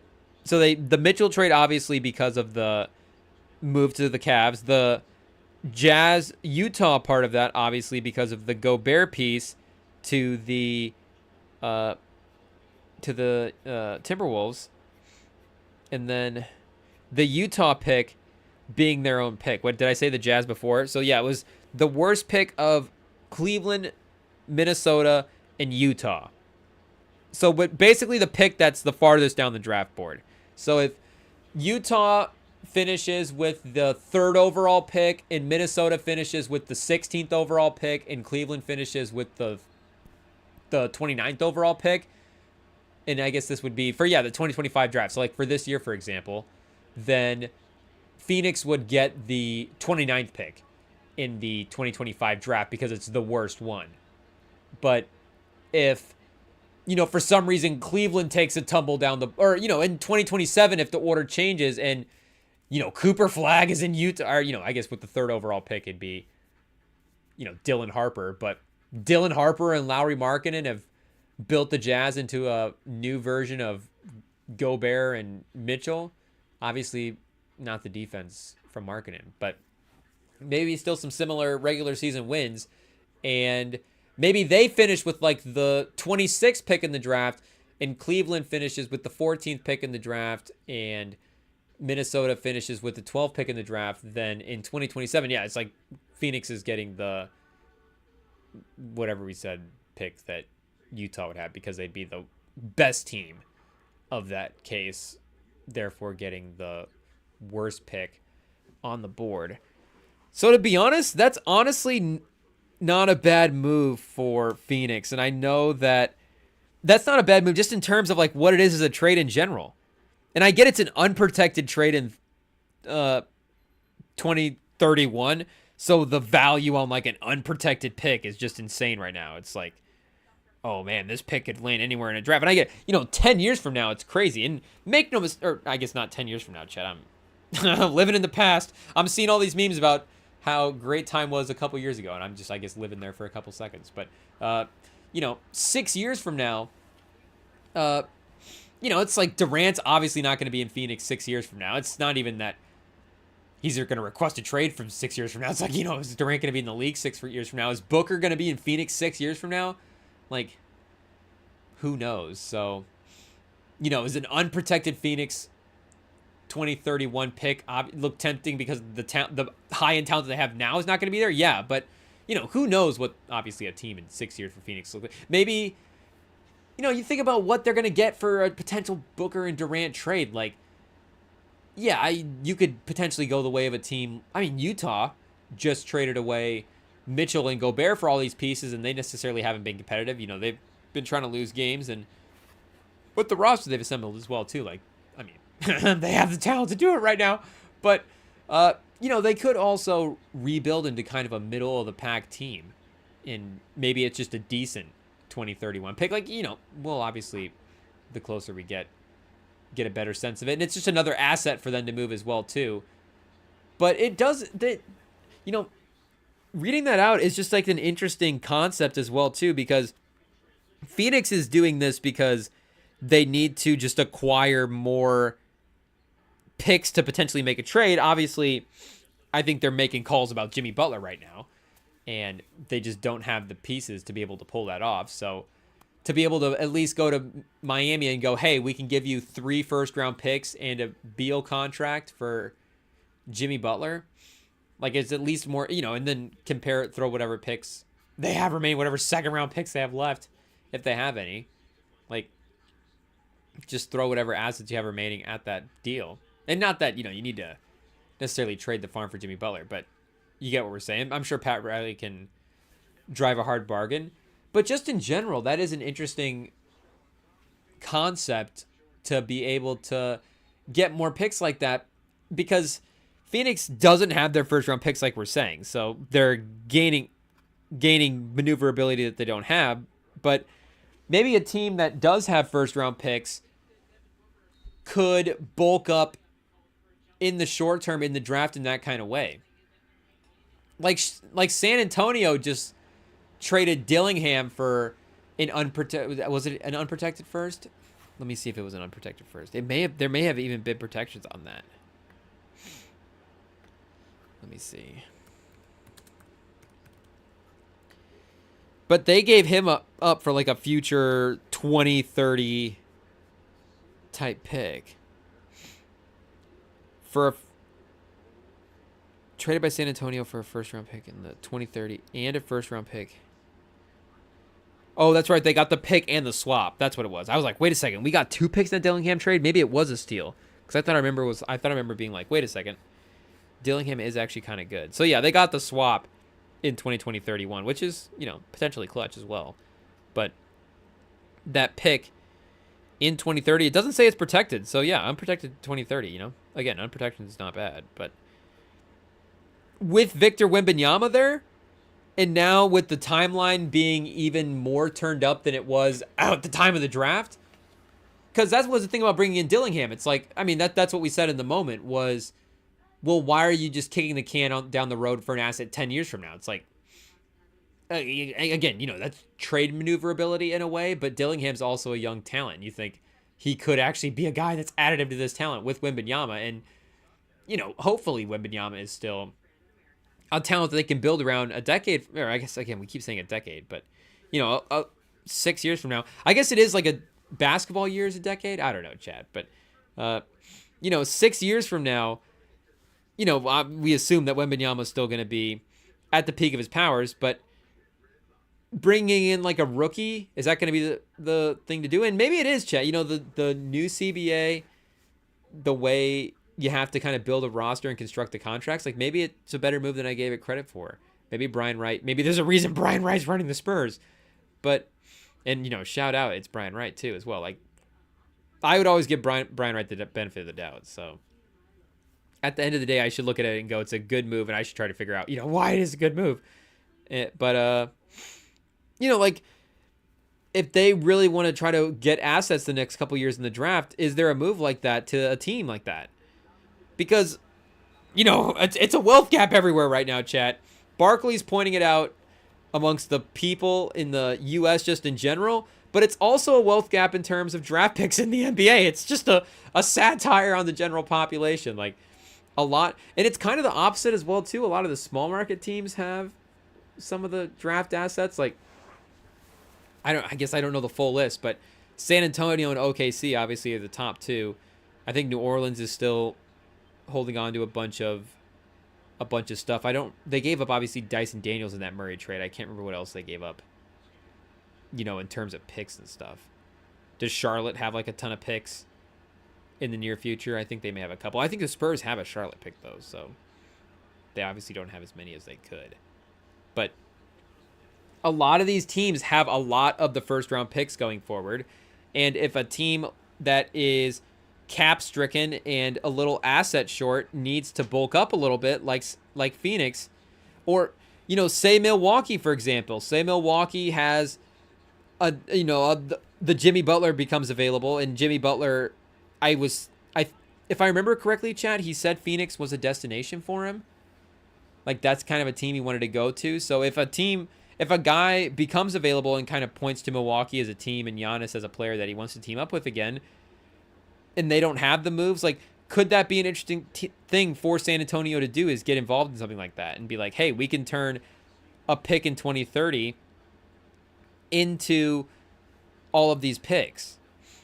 And I guess it would be kind of the opposite way as well, too. Like, we're thinking Phoenix getting back multiple picks. So, I guess maybe if they want to go after a GM that's thinking like that, like getting the unprotected first round picks and then, trying to continue to kick the can down the road and is just always infatuated by the future assets, and just the Spurs are like, no, actually, let's get a couple of guys in every draft going forward now and consolidate some of these picks. Like, it could be an interesting move. I like the idea of, and, a higher end draft pick, versus 3 end of the first round picks is, the talent discrepancy there, I get it. But it is also, the draft just in general is also darts at a dartboard. So at the end of the day, even if one of the picks' value may look extremely higher, like, they're not swaps. Like, they are, you are going to get a extra player on the roster. You're not just moving down in the draft. Like, that's the thing about that 2030 swap. It's like, maybe San Antonio moves up like 4 picks. And that's, that's it, I guess at the end of the day, saves you an asset in trading up. So there's always that as well, too. It's just a complicated game, chat. But, yeah, I like it for Phoenix. I like that it gives them that extra flexibility.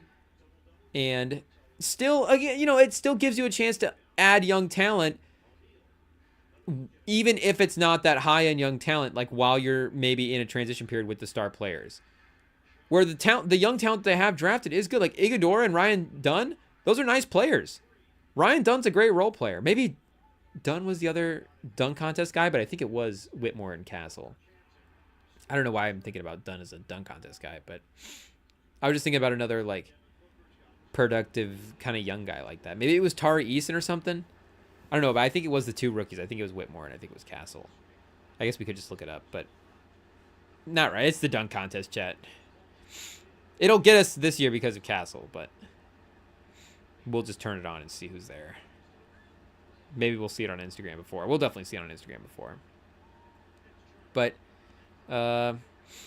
like they have maximized their picks at the spots they have been taking. So even if it's not the best version of an asset they could get for a young team, if they have to go into some kind of rebuild, it's still players, it's still young guys that they could add, it's still darts at a dartboard. And it still could potentially be a move to turn Bradley Beal into Jimmy Butler. You know? Maybe that's not bad at the end of the day. Is it enough for Booker just draining the 3 clean on the transition? No need for the rim, chat. Swish. They haven't showed a Booker score yet, but I imagine with the swagger he's walking around with right now, we're looking at like a 35-40 piece for Booker. Who knows? It could just be a hot quarter. He's been cooking right now. But we will be switching back very, very shortly to that other game, as Phoenix is up by 20. But again, we wanted to get the eye test on Phoenix after making this trade. Dallas, Minnesota is a 4-point game. Minnesota, come on, Minnesota. You got to put this team away. Dinwiddie, you got to put Dinwiddie and Omax away. Oh, the screen's too small. I can't even tell who was just taking that corner 3. It wasn't Hardy. See, chat, this, I don't even know who this is. Who's out there right now? Do I have to go old man reading glasses and look at the screen? Who is number 10 on the Mavs?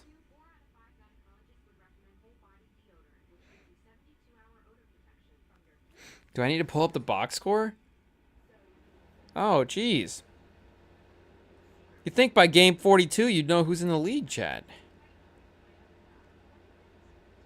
But then again, the whole team is out. And... oh, is that Kessler Edwards? A Kessler Edwards sighting? 2 for 2 tonight? 12 minutes? +7? Oh, Maxi Kleber, -16 in 11 minutes. Oh, chat. Maxi Kleber is struggling right now. Maxi Kleber might be losing some of those minutes to Kessler Edwards as we speak. Obviously, slightly different players, but, you know, small ball 4, chat. I think you can make it work. They don't even have Clay tonight. Clay walking around with a sprained ankle. Quentin Grimes in the starting lineup, but we know Quentin Grimes is in the starting lineup. He can get the game ball. ESPN as well, too, that primetime slot. Quentin Grimes can show up. But, oh, did I just shut down the camera? I think I did. Whoops. Oh, chat, I just lost everything. This is not good. Okay, we're getting the pieces back. Don't worry.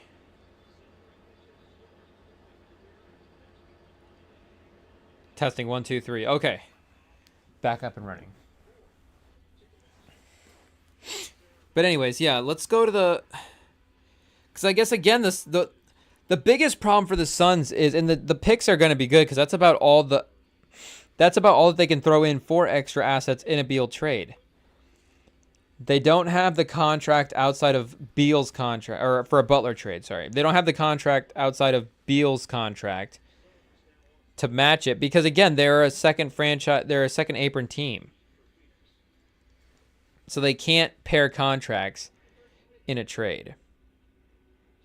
So it's not like they would pursue players anyways. Obviously, they should know restrictions they're operating with. And they only have 5 picks just in general. I guess this hasn't updated yet to give them that asset. Is their only first-round pick left. So again, for that reason... it's honestly not a terrible move, even if it just ends up being those picks. It's not an A+ trade, but it's not the worst thing in the world.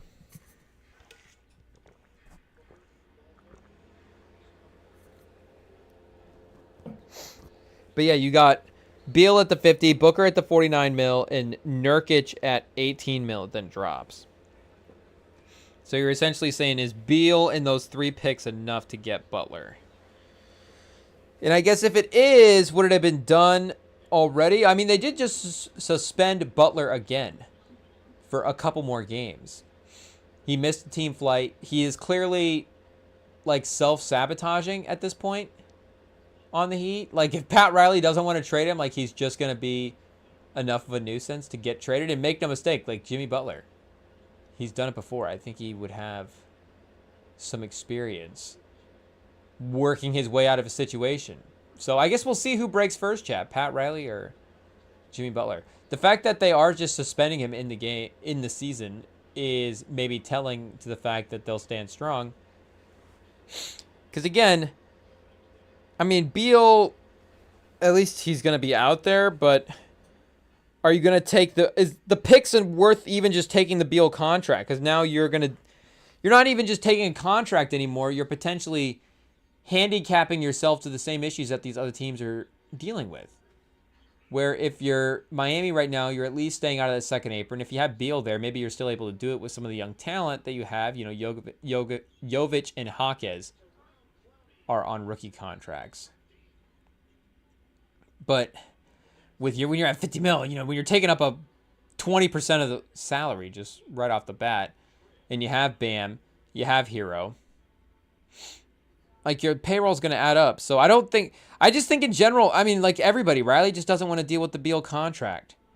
So those picks, I don't know, are going to be enough if that's all that they're throwing on with Butler in a deal. If they still can find a third team to somehow bulk up the asset thing for Miami, and again, I don't know how the aggregate thing works if you start bringing in a third team and if you're able to trade away more players in a deal when you add more teams. But Riley's not going to handicap himself to that kind of contract situation. And he's not going to want to deal with those rules, even if it's just those 3 picks. And it's the least favorable as well, too. If it was the most favorable and maybe there was some real value in some real high-level play, some real sort of franchise pieces that you could get. Again, like I think darts at the dartboard is good. I think shots at adding role guys is good, like I'm saying for Phoenix. Especially, like maybe even Booker's there through 2020, the next couple of years. You know, can he get it there 2 more years, chat? Could Booker somehow play 2? Could he somehow make it to 30 in Phoenix? Make no mistake, Booker's not going to want to spend his 30s in Phoenix, though. The rare player to leave, the rare person to leave Phoenix for their retirement. Of course, usually it's the other way around. And you know, if somebody is like really desperate to take Beal, I was driving home from work. Again, it's snowy, so it's a slow drive right now. You're just putting around, just skirting down the road, waiting behind all these cars who are too afraid to pick up the pace a little bit. So, you know, gives you a little time to run through the league and see who could take a Beal contract. And it is actually nobody, chat. At least nobody right now. Nobody's that desperate. Like, how desperate would the Nuggets have to get to take the Beal contract, you know? Like, if we were just going, who could even be in desperation watch for, like, could this team want the Beal contract? I mean, Milwaukee. But again, Milwaukee has, if we're just talking taking Beal, then at that point, Giannis at 48, Dame at 48, Middleton at 31, Lopez at 23.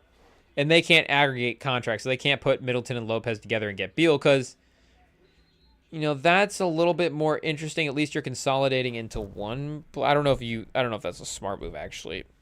Breaking up your contracts is actually kind of a good thing. But I don't know, at least in terms of a desperate team, that would at least be one to watch. I was thinking, like, Indiana, is there like a weird Siakam for Beal type deal? Maybe Siakam in those 3 picks? Like, that's some good picks for Siakam at this stage. And to take that Beal contract back, let's see, because there is still a little bit of a difference. Like, Beal's at 50, Siakam's at 42. So with as strict as the... Okay, that does work straight up from a player basis. Excuse us, Chad. Of course, the Pacers dropped 4 wins on the trade machine by bringing in Beal for Siakam straight up. And then, you know, you just add the picks in there for contracts and players. That'd be it. And the Pacers wouldn't be needing to add anything else. So you think, you know, another guard with the shooting to lean into the offensive game, you know, maybe could his pace, his no defense, bring back the no defensive era in Indianapolis? I guess the no defense combined with the actual elite offense. But that was a new team that I hadn't really considered before, that I was like, oh, maybe there's something there with Siakam and Beal. But even just running through the list right now, Chad. You know, what upside does Atlanta have? He doesn't really fit their mold. And plus, the depth is kind of what's working for him right now as well. We mentioned Miami. I mean, Detroit, if they just thought that they needed to add just a guy, any guy. But do they even... I guess you know, you're probably going to want to keep Beal and Harris, as weird as that sounds. I don't know. Are you putting Harris in the move? He's the biggest contract on the books at $25 million. You have Hardaway and Stewart could get you to $30 million. And then you just eat the rest of the Beal contract? That's just going to be impossible to do. Oh, they can do it. So you could potentially just trade Tim Hardaway Jr., Beal. So it'd be Hardaway Jr. and Stewart for Beal and those 3 firsts, and then just basically salary dump him to the Pistons? Because then you're just expecting the Pistons to eat up the rest of his salary at that point. I think you would want to leave yourself some flexibility with whatever, you know, assuming Cade doesn't want to ask out and assuming Asar continues to develop and you like what you have with Holland and Ivy. Like, I think you'd want to leave yourself a little flexibility to see what other type of guys you could add. But Detroit's interesting. You know, Philly, he would seem like at this point he would fit in Philly, but unfortunately, I think actually getting him on the actual roster might be too tough. I think outside of that, I don't really see a team in the West bringing him in. Sacramento? You know, again, desperate team, but they're playing so well right now under Doug Christie. If it ain't broke, don't fix it. They finally got it. Ain't brokeness. They finally got that working. But then it would just be like consolidating DeRozan and Herter and Trey Lyles' expiring contract if they made this move before the deadline. And I don't even know if that's enough. Here, let's see. Which would be quite the haul for Beal. I mean, if you're the Phoenix Suns, you're like, wait, DeRozan, Herter, and Lyles? Holy cow. This is going to be like a 10-win minus. Oh, 9 almost. Oh, well, that's because we didn't give him anything. Well, is that even a better trade? Just give up, get back nothing instead of Bradley Beal? Be like, no, just take the guys. We don't actually want Bradley Beal. You somehow just find a way to keep Bradley Beal. Yeah, so if those 3 first-round picks were worth enough to... That's the only way you could do it from a contract standpoint. DeRozan, Herter, and Lyles. So you'd basically, you know, completely... And, you know, blow up this version and blow up the 8th seed is like... You know, you're not expecting you get the first-round pick for that. Or the first overall pick for that. But, you know, it's basically a first-round pick for every guy if you average it out. And you're probably not going to get that individually straight up. Like DeRozan, could you get a first-round pick for DeRozan, Herter, or Lyles? Any of those guys? You know, a protected end of the first-round pick for DeRozan. Because he is not on a bad contract. $23 million a year. Like, there's a fit thing with him. And, you know, Sacramento was like the only place he could go in the offseason. But maybe at this point, again, you get Herter and Lyles is not bad depth for Beal. I mean, both those guys are probably going to be more valuable to the rotation than what Beal gives you. So, That could potentially be a new trade to look at as well, chat. I wouldn't be totally against seeing that as well. But, yeah, the Jimmy saga, the Jimmy Butler saga continues anyways. At least he has more time to work on his coffee brand. Entrepreneur Jimmy. Should we officially make the switch back over? Let's switch back over to Cavs Rockets here for the last couple minutes and check up on this game. Let's make this switch. We'll be right back.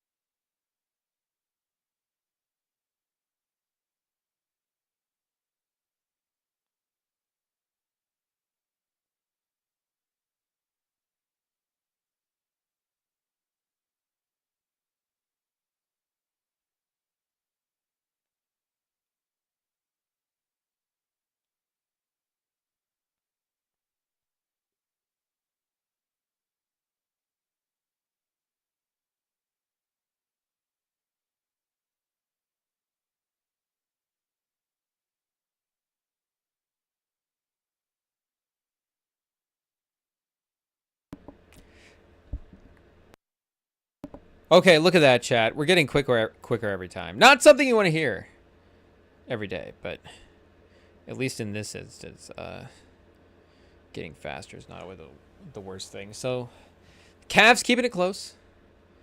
Rockets defense, though, up on top. So we got a couple minutes left in this third quarter.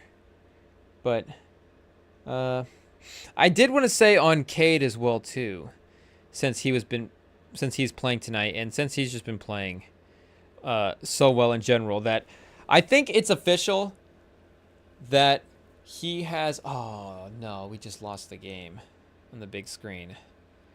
And I don't want to get up to change it. Oh, well, I guess little screen for the game, chat. It just is what it is. We've officially gone full couch potato mode. It's the last time we're getting up, chat. Okay, assuming it loads here. But I did want to say on Cade that I think officially he is, well, I guess maybe I should actually make the list before I should say, but I think it could be reasonable to put him as, Thunder Jazz, 1-point game, third quarter. Wonder if the Thunder have everybody out there. It doesn't matter. We know the Thunder are good. It doesn't matter if the Jazz win that game, obviously. Maybe there's some good Isaiah Collier minutes that we could check out. Is this game just broken on League Pass? It might be, chat. What happened to the League Pass connection for Rockets Cavs? Did somebody step on the cable? I think somebody stepped on the wire for our game. one of the TV crew guys just disconnected the connection for Rockets Houston. So I guess that's unfortunate, chat. We're just out of luck. We're out of a game for the rest of the night. Oh, well. Spoiler alert. I guess Cade. We'll get back to Cade. Stay tuned, chat. We've got a Cade take in the works that we'll make a list. And he's going to be up high on a list somewhere. And I guess we'll debut that list soon. Is this jersey kind of a teaser, chat, for what that list may be? It might be. Oh, excuse us. It just might be. But shout out. The new setup is rocking and rolling for tonight. We will be back on the casting couch later this week. We've got a big album release. It was supposed to be the weekend, but he, of course, delayed due to the LA fires, which, again, I saw that there was another fire break out today, which there was no cause of that one released. You never know, but, obviously we had some initial causes for the other ones that got released, and I didn't see it like continue to build up in the news as a thing. So I guess at the end of the day, that is good, right? It could be one of those things. Is the fires just passing? We're in the inauguration now. Is that the new thing in the news to worry about? Is the LA fires old news? But hopefully there was good containment for that one, and hopefully it just didn't continue. Oh, we're making the jersey worse. Hopefully the fires didn't continue to get worse as well, chat, and hopefully they're just able to get that situation figured out under control, get some water going. I guess, we don't know all the struggles that are going on over there. And I don't know if, following Elon Musk's Twitter feed and Snapchat videos or whatever we've been seeing out there is the way to do it as well. But speaking of which, do we need to talk about the Elon thing at all? I don't know if we need to address the Elon inauguration thing. It was the one thing from the inauguration that I did actually have to go watch afterwards, after seeing people posting about it, was wait, what actually happened? And it was obviously, the whole salute to it, but just the whole speech, the whole thing was crazy. The way this guy was I don't know, I guess him and Zuck have both had these billionaire, post Rogan glow ups, but just his, he was this socially awkward. He was the awkward, nerdy engineer guy that to now see him dancing around in front of a crowd of people that way is just crazy how the world has changed in a couple of years, chat. And I don't know, some of the phrasing was crazy as well too, obviously. We're not, CNN here trying to necessarily take stuff out of context. And I don't know if I'm not saying that they were taking stuff out of context for that. Again, I didn't really even see anything that was going on, but when he got up there and said, "This is what victory feels like," I was like, "Wait a second! You didn't just conquer the American people. You garnered a vote.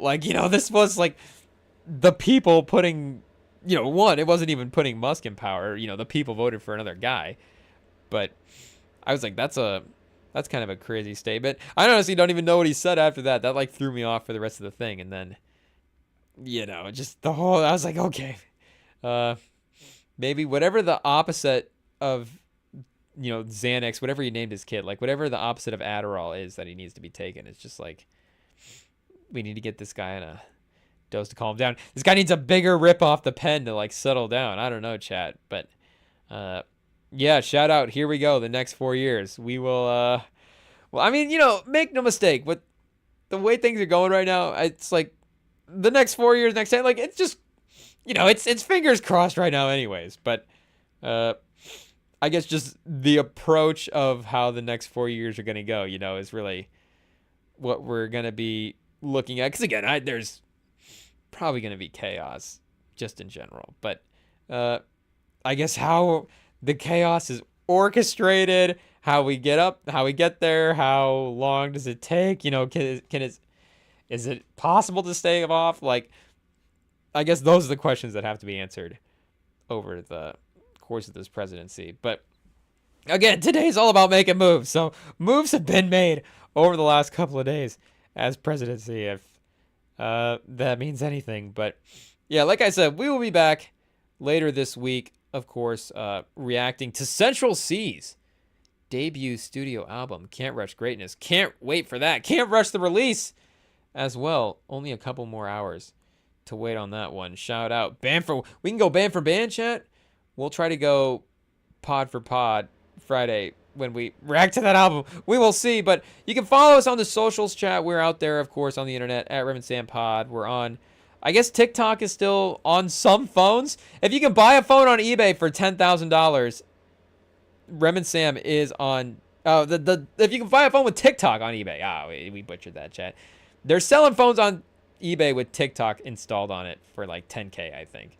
So if you can get one of those, REMINGTOM is on there on TikTok somewhere. And that phone might have Instagram on it as well, too. If not, you can download Instagram on it. Follow REMINGTOM on Instagram. You can download Spotify. Follow us on Spotify. We're on Apple. Of course, you can subscribe on YouTube.